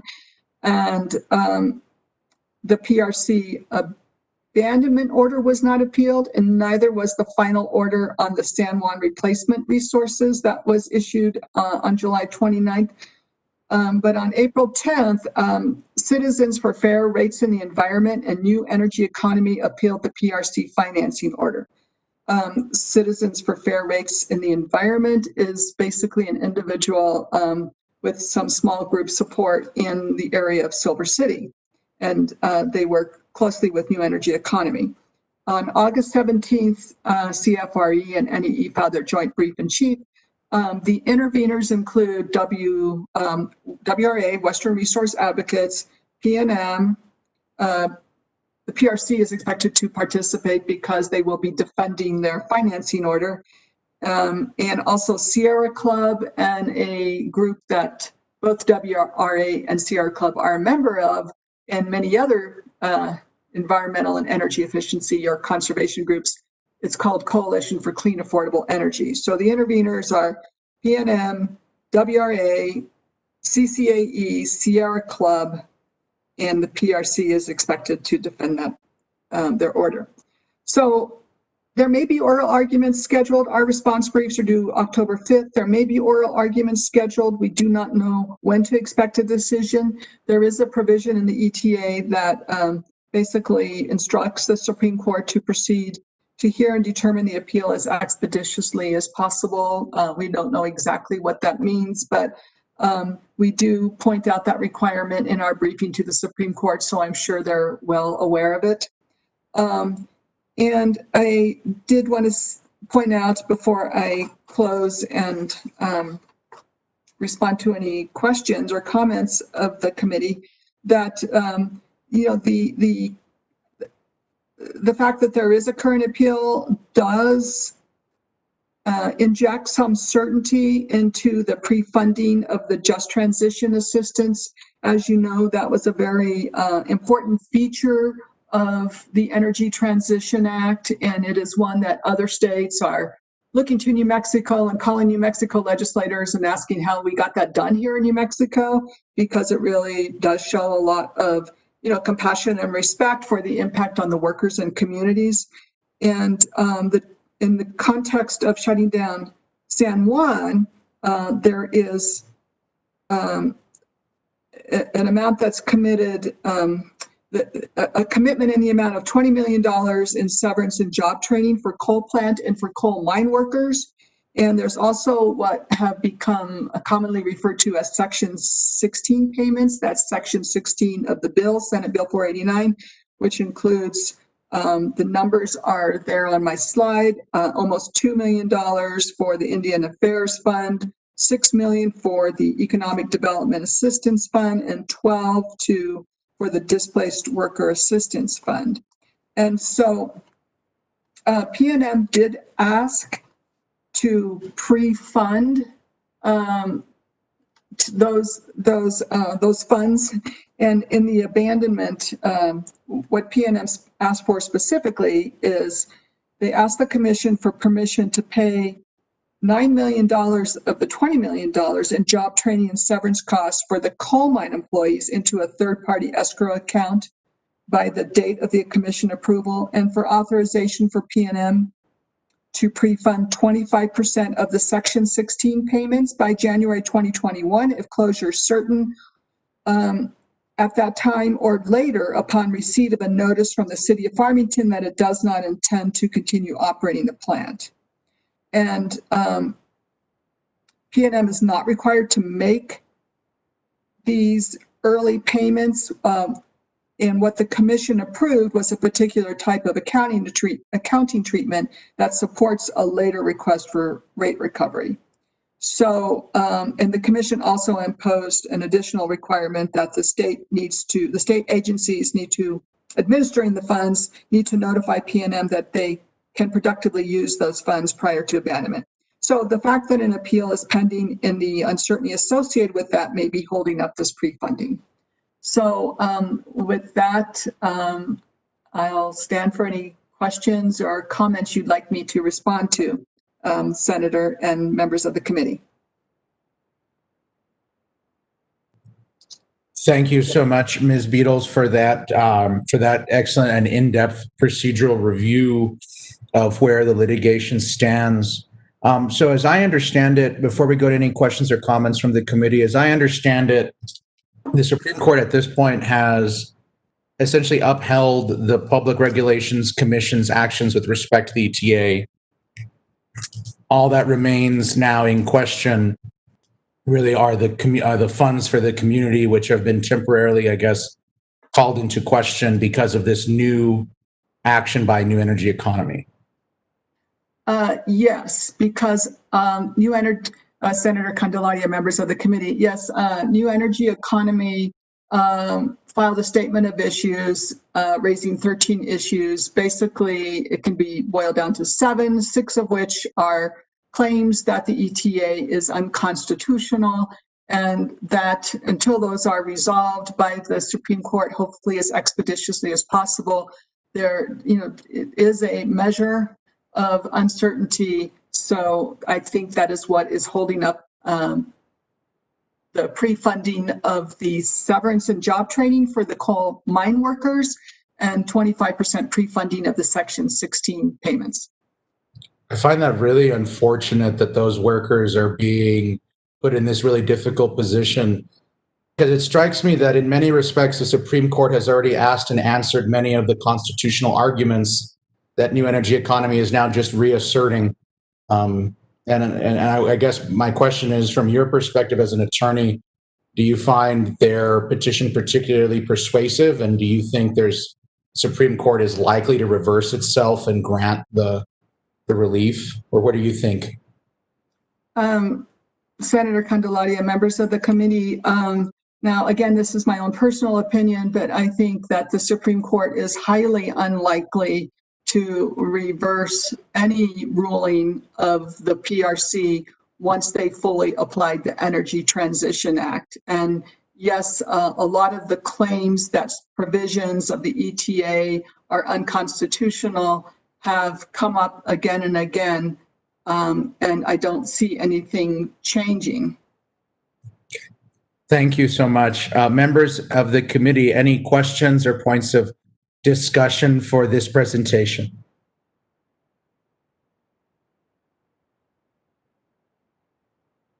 Okay, Sydney, I mean, I think you covered everything, Ms. Beatles. I don't see any discussion, so thank you. I think it's just really important that as a legislature, when important pieces of legislation we pass are then subject to challenge, that we always have the report back, I think, at the end and at different points throughout the litigation to make sure we as a legislature are informed. So this is incredibly valuable today. I think you were just pretty comprehensive. So thank you. Oh, great. And thank you as well, Senator Candelaria, for the invitation. And you have my slides, and anyone has any questions, they can always contact me. Thank you. Fantastic. Thank you so much. Mm-hmm. Staff, we are running a little bit ahead of schedule, so I'm not sure if NMFA or the folks who need to be on the line are here for the next presentation, but I'm sure we can get them signed on quickly. Members, just to remind you, and as we're transitioning, our last presentation today is we're going to shift gears a little bit. This is some work that we discussed at our last meeting. This is a presentation and actually a committee action item for us to consider an action taken by the NMFA in terms of the promulgation of emergency rules regarding the Essential Services Working Capital Program that we heard testimony about last meeting from NMFA, as well as from the Medical Society and from specific providers about why that program was important and remains important. So we will be, eventually we're going to have Marquita Russell presenting. Tom or Aaron, is Marquita still going to be our presenter, or is someone else going to fill in for her? Yeah, Marquita's going to present. Oh, here she is. She is here. Yeah. There she is. Sorry. Hi, Miss Russell. I see you. If you want to unmute yourself, and if you can, turn your video on.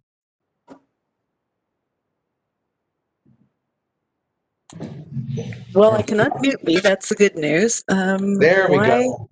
My video doesn't want to come on, and maybe it knows better.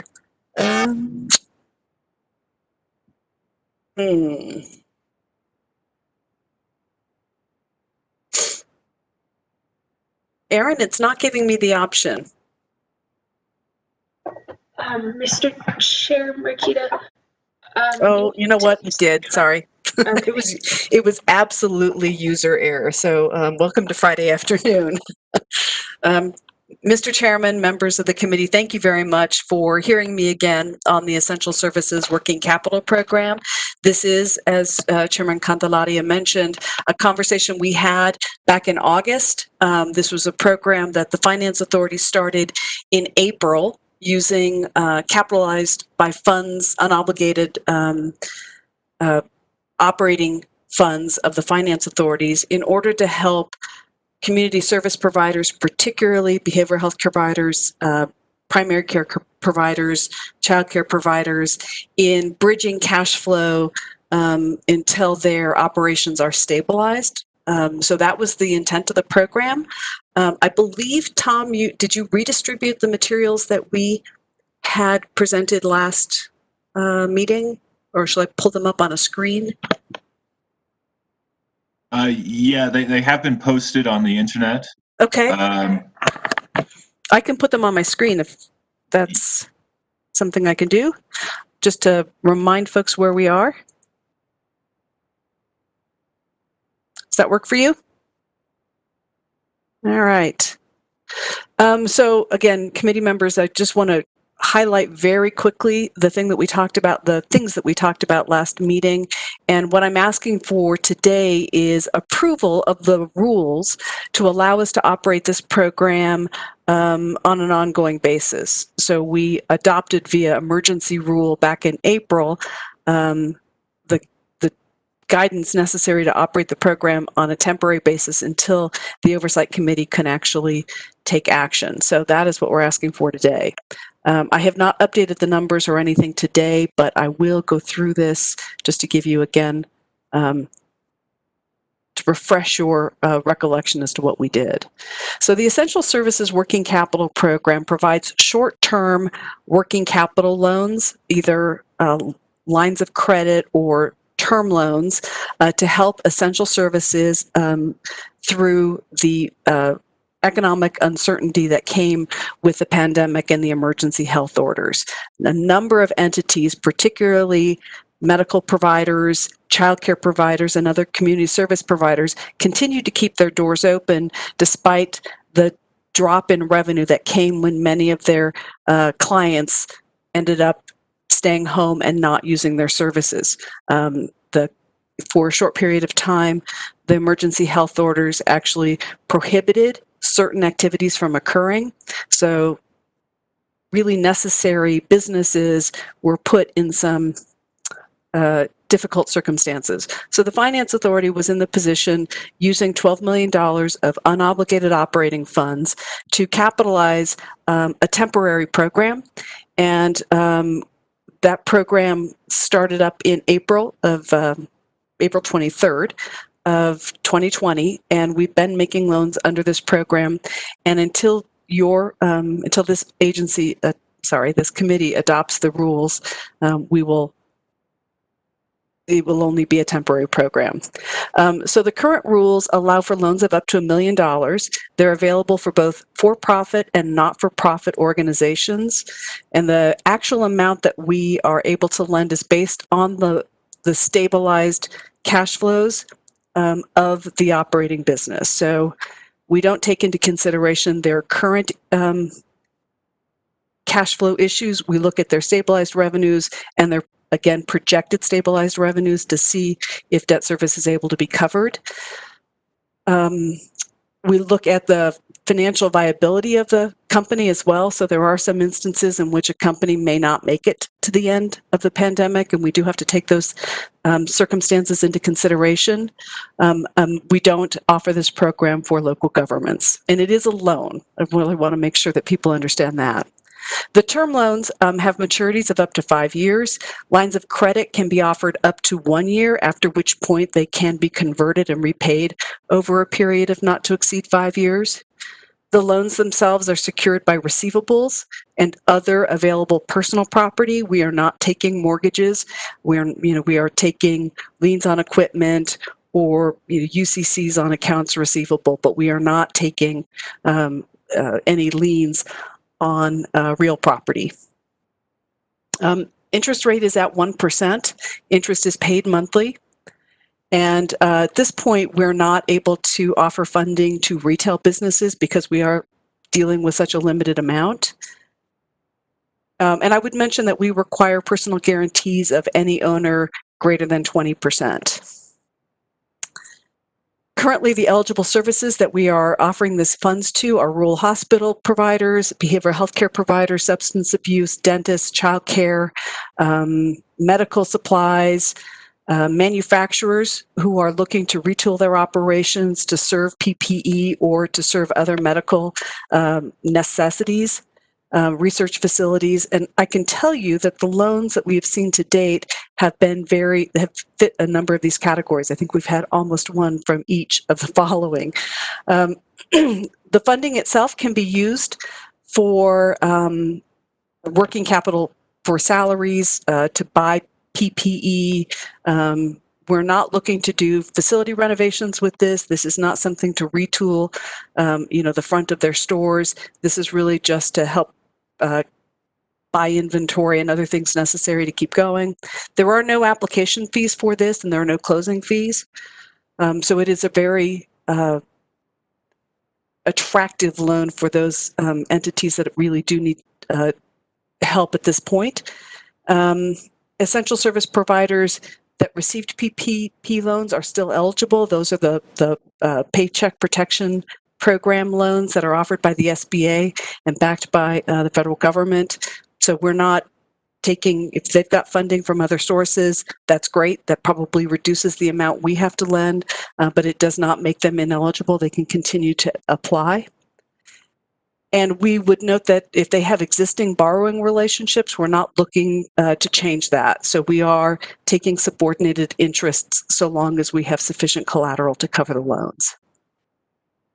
I mentioned earlier that this is a loan program. We are looking for security, and we are looking to see that if it's a for-profit business, that any equity owner with a greater than 20% interest will be required to guarantee those loans.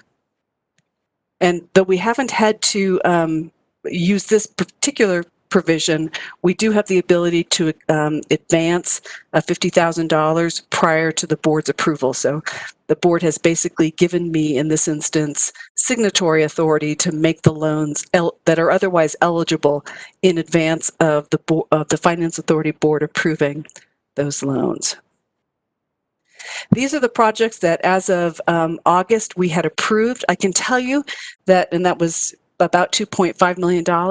I can tell you that in following this meeting in August, the Finance Authority Board met, provided another approval for about $320,000 for Las Cumbres, a community service provider in Española, and then Rhino Health, which is a glove manufacturer up in McKinley County. There was $1 million loan provided to them. They're a company that is expanding rapidly, and that is a massive drain on their cash flows.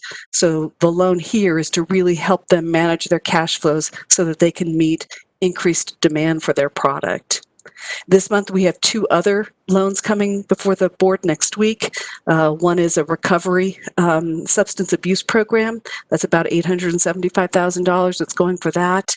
And then there's a speech and language provider, nonprofit in Albuquerque, about $65,000.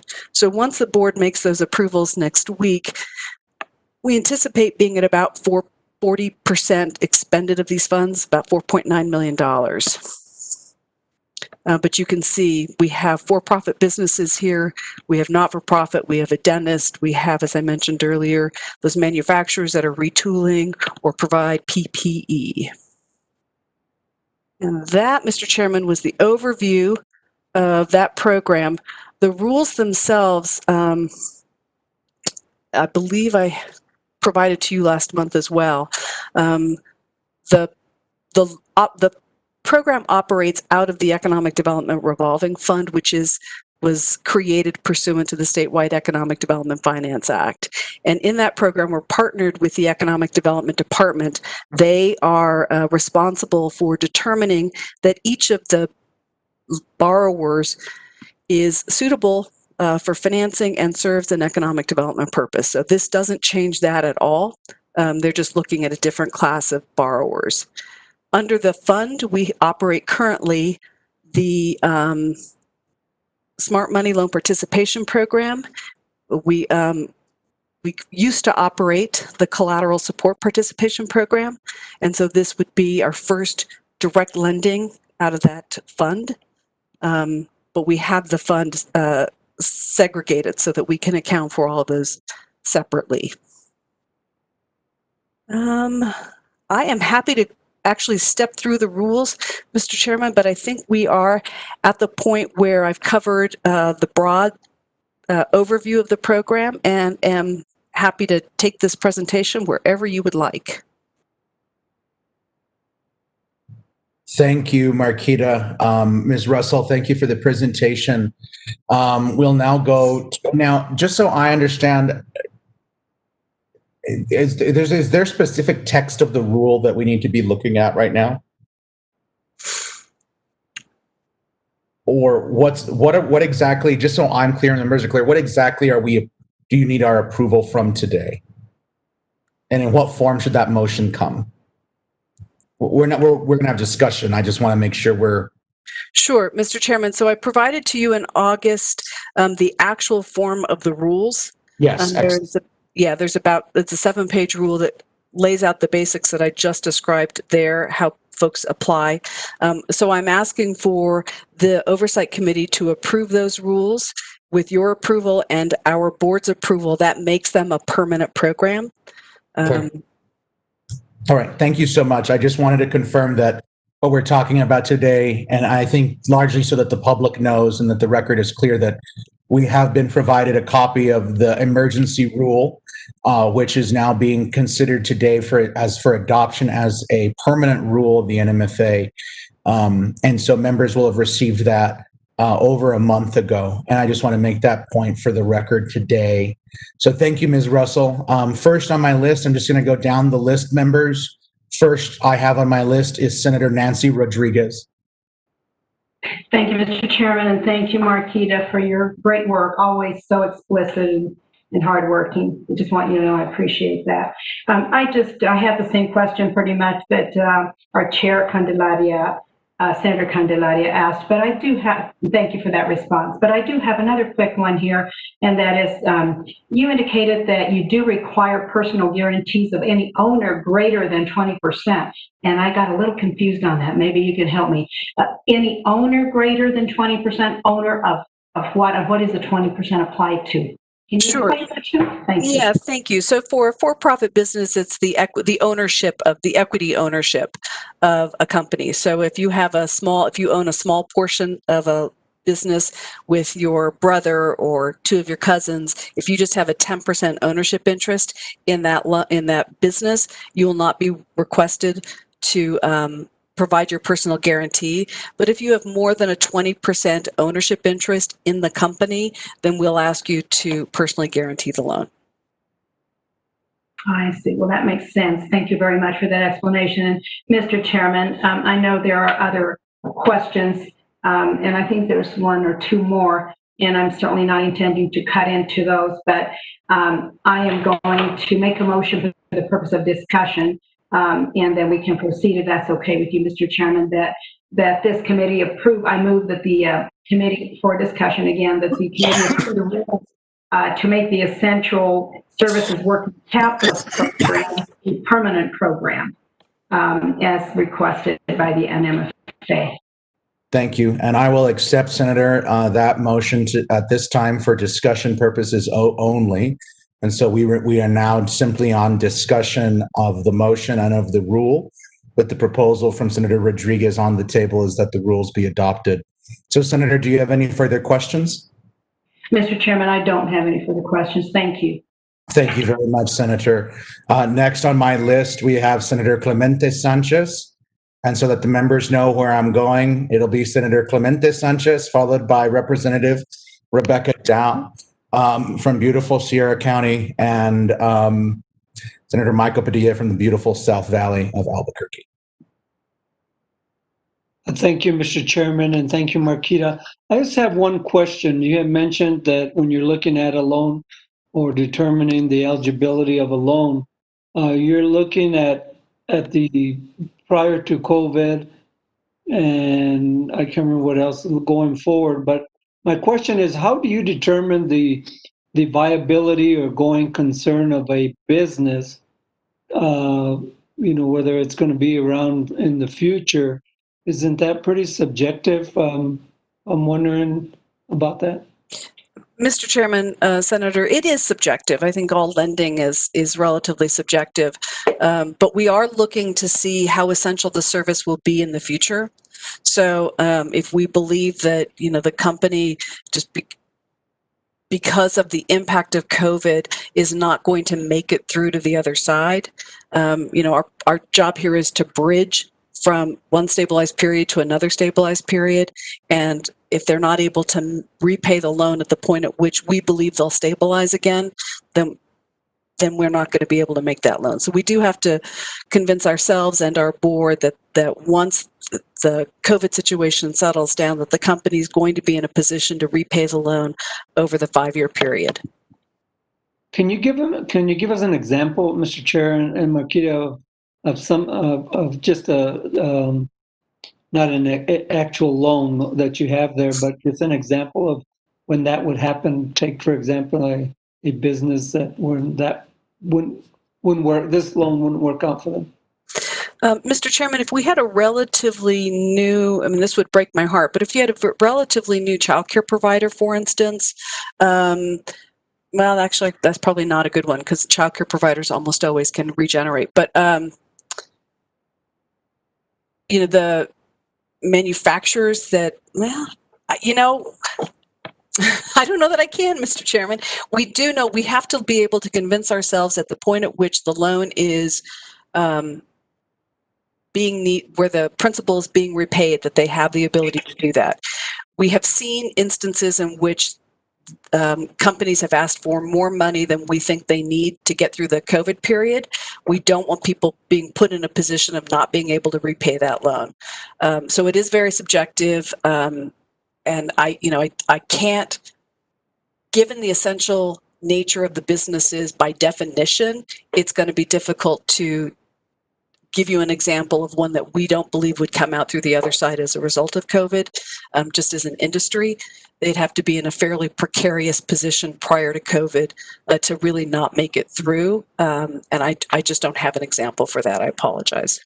Okay, thank you, Mr. Chairman. Marquita, I know it's difficult and it's probably not a fair question to ask you because it's very difficult, but I understand that. So it's hopefully this program will help some of these businesses in that. But I know it's a tough time, and as we all know in the lending business, people have been in it. A loan is good when you make it, and a loan is good when it's paid off. Anything can happen in between, like COVID, right? Mr. Chairman, that's correct. I think where we've had the most difficulty is in those newly established businesses that were providing services but still building their base. Trying to get a sense of what their stabilized revenues were pre-COVID has been the most difficult part. So I think those have been the most challenging credits to look at. And so we have, reduced the amount of loan, knowing full well that we could always go back and make another loan if they, in fact, could give us better demonstration of their viability. But we have made smaller loans than requested in some instances. Okay. Thank you, Mr. Chair, and thank you, Marquita. I'm done. Thank you, Senator. Going next on our list to Representative Rebecca Dow.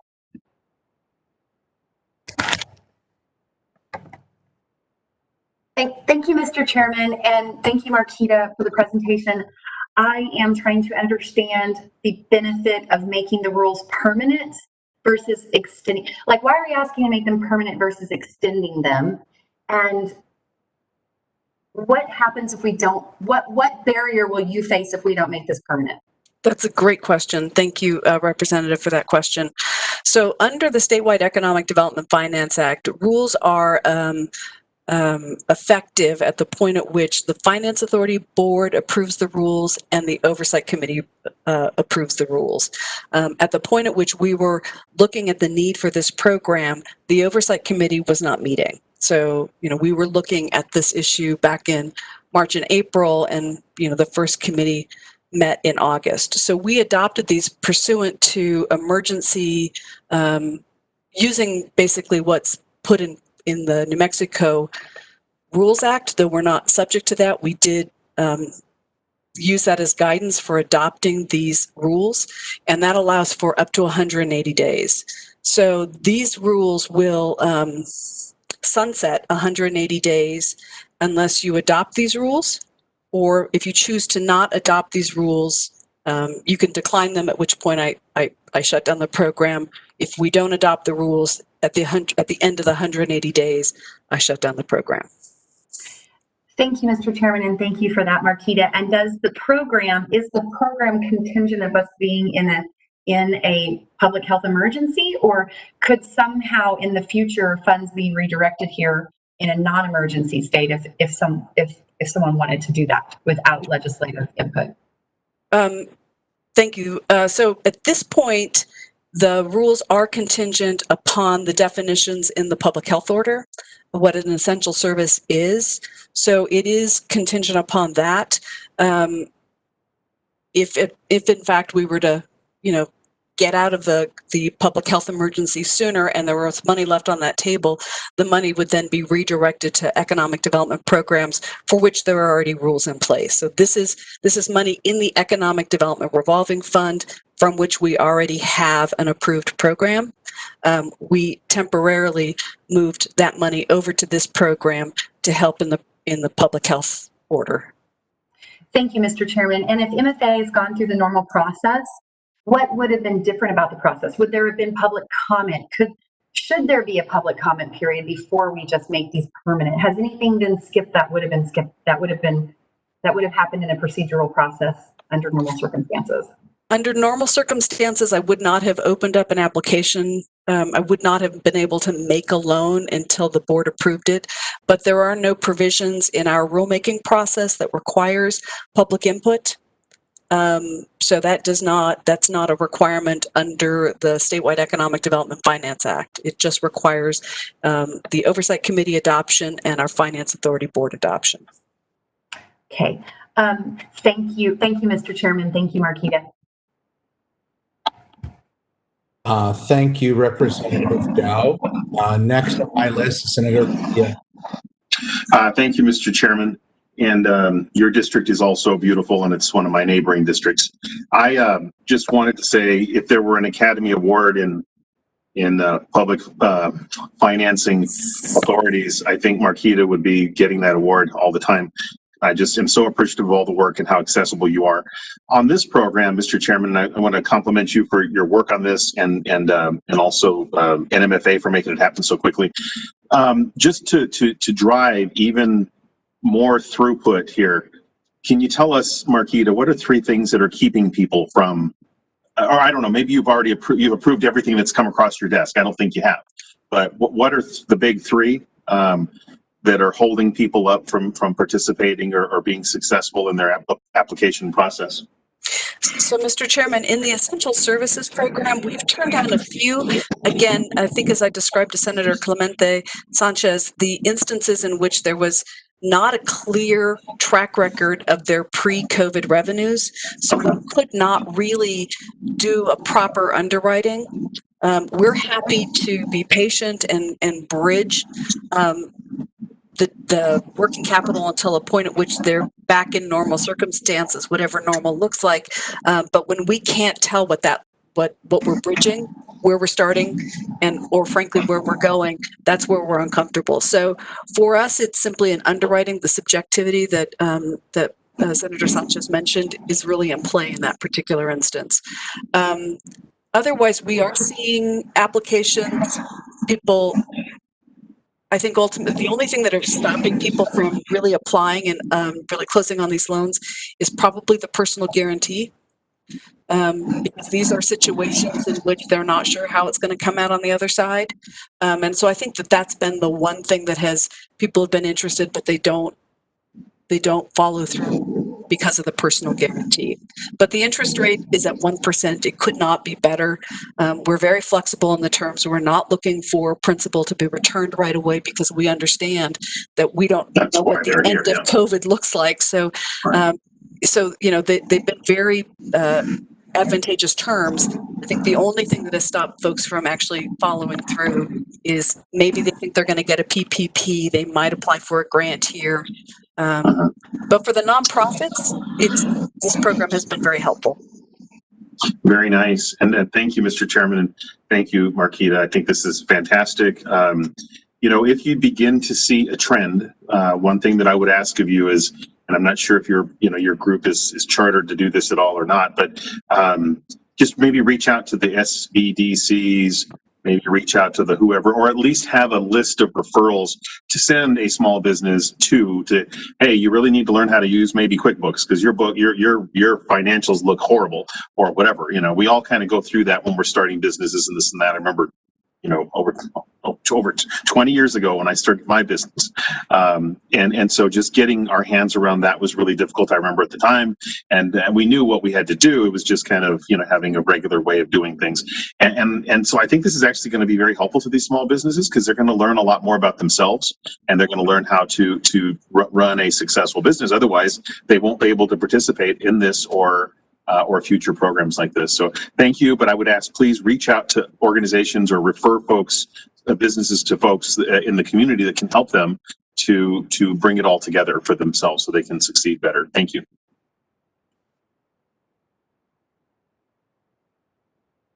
Okay, thank you, Senator Padilla. That exhausts the members that I had on my list. Are there any other members who have questions or discussion points at this time on this rule? Mr. Chairman, I'm seeing Representative Sweetser wave at me. Oh, okay, I do see. Sorry, Representative Sweetser. My apologies. She's either very friendly or has a question. Please go ahead. Thank you, Mr. Chairman, and thank you, Ms. Russell. I was thinking when you were talking about people had PPPs, what I'm hearing in my community is those are gone. That money was here and they might have been hesitant to apply for a loan because they were getting the PPP, but that money is now gone. So I guess my question is twofold. Do you anticipate an uptick now that it's unclear whether additional PPP money is going to keep coming to businesses? And second, how are you reaching out to those people that may initially have not thought they would want to take a loan when they were getting a grant, but now maybe looking at a loan to survive? So that's a great question, Representative Sweetser. So this loan program, the Essential Services, really applications come to us primarily from places like the primary care group out of the Department of Health, or from Department of Human Services when they know of a recovery center, for instance, substance abuse center that had incredible demand on their services, that they need to expand, that sort of thing. So we've seen a lot of referrals in from those kinds of our sister agencies. For those businesses that were looking at the PPP and then ultimately didn't get that, the Small Business Recovery Loan Fund is usually going to be a better option for them. The interest rate is very close to the same. That's currently at 1.625%, where the Essential Services is at 1%. And there is not many of the barriers to conventional lending, for instance, in this. With Essential Services, we're valuing collateral and we're taking personal guarantees. With the Small Business Recovery Loan Fund, those aren't in play. So it's a much more approachable loan program, far more accessible for most businesses. And in that particular instance, we're not doing a conventional underwriting where we're looking at stabilized revenues. We're simply qualifying pursuant to the statute. So I think if they bypassed the PPP, and they weren't quite sure what they were going to do, the Small Business Recovery Loan Fund is the better option. Essential Services, which preceded the Small Business Recovery Loan Fund by several months, was really put in place to help, frankly, it started with our conversations with rural hospital operators who could not take on any patients, but had to keep their doors open and had to keep their lights on and nurses available and doctors available, keep all the inventory, but they couldn't do the services that paid their bills.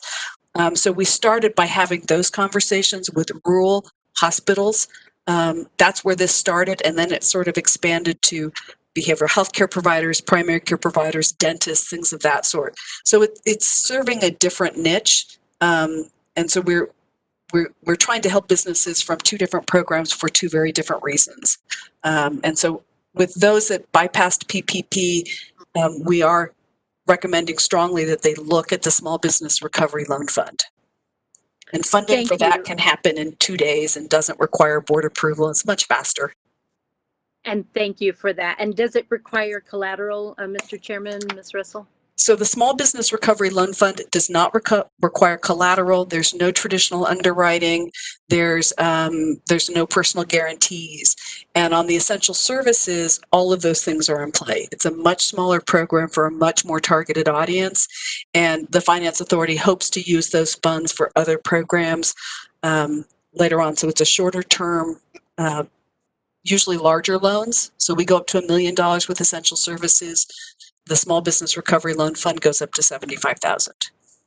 So thank you. And Mr. Chairman, Ms. Russell, I just wanted to make one clarification. When I was talking about the PPP being gone, I meant people who received it, have used it, and now we're months more down the road and they're in trouble. And a lot of those were essential service type providers who were, again, still hesitant to take on a loan when they were getting a grant. But now that grant money is gone, they're still in a position where they're not able to actualize full revenue income. But maybe now that we're this far into the pandemic and maybe the end is in sight, they might be more willing to take out a loan. So that's what I meant by the PPP, because most people who got those have exhausted that money now. Yes, in 2 months, right? And so both of those programs, both the Essential Services Working Capital Program and the Small Business Recovery Loan Fund, you can use both the federal programs and those programs. They're not mutually exclusive. So, anyone that in your communities that had a PPP and still needs additional assistance and likely would, they should definitely look at both of those programs. All right. And Mr. Chair, Ms. Russell, I just want to end by thanking you because, as a small business owner myself, it's been rough, and I just appreciate the many different creative ways that the state is trying to help our essential and retail businesses. So thank you for that. Thank you, Mr. Chair. Thank you, Representative. Any other comments or questions from committee members? Okay, seeing none, we have a motion on the table, members, by Senator Rodriguez to approve the emergency rule and thus provide our authorization that this program may continue on a permanent basis and approval of the permanent rule. Do I have a second for that motion? I second, Mr. Chair. And that's Representative Figueroa, who seconds the motion. Is there any opposition to the motion?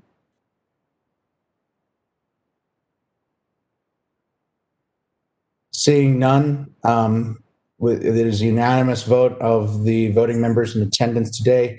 Ms. Russell, the rule is approved by this committee. Thank you for all of your hard work in standing up this program to meet what was a really immediate need that was not being met, and you and your agency stepped up to meet that in a creative and really forward-thinking way. So thank you. Thank you, and thank you, members of the committee. We really appreciate it. Okay, thank you so much. So I appreciate everyone's time today, members. That concludes our work and agenda items for today.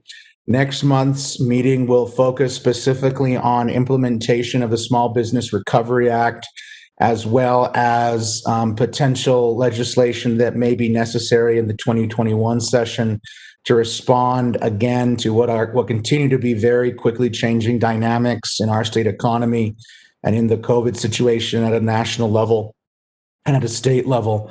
And so next month's meeting will focus specifically on the Small Business Recovery Act, as well as other initiatives or other actions that may be needed by the legislature in January when we reconvene. So I want to thank you all members for your time today. Thank you to all the persons who presented today throughout our hearing. I want to thank our staff, as always, for your excellent support for today. The meeting again went off perfectly. In my view, great support, Aaron, on all of the tech issues. This is still new for us, but it's going well. And I just want to thank as well all the members of the public who at different points throughout the day participated as attendees for today's meeting. So members, with that, I will entertain a motion that we adjourn today's meeting. So move, Mr. Chairman. Was that Senator Rodriguez? Yes, Senator Rodriguez moves to be adjourned. Is there any opposition? Senator Padilla seconds. Any opposition? Seeing none, I'm going to call this meeting adjourned. Members, we will see you next month. Thank you all very much for your time today. Have a great weekend. Thank you, everyone.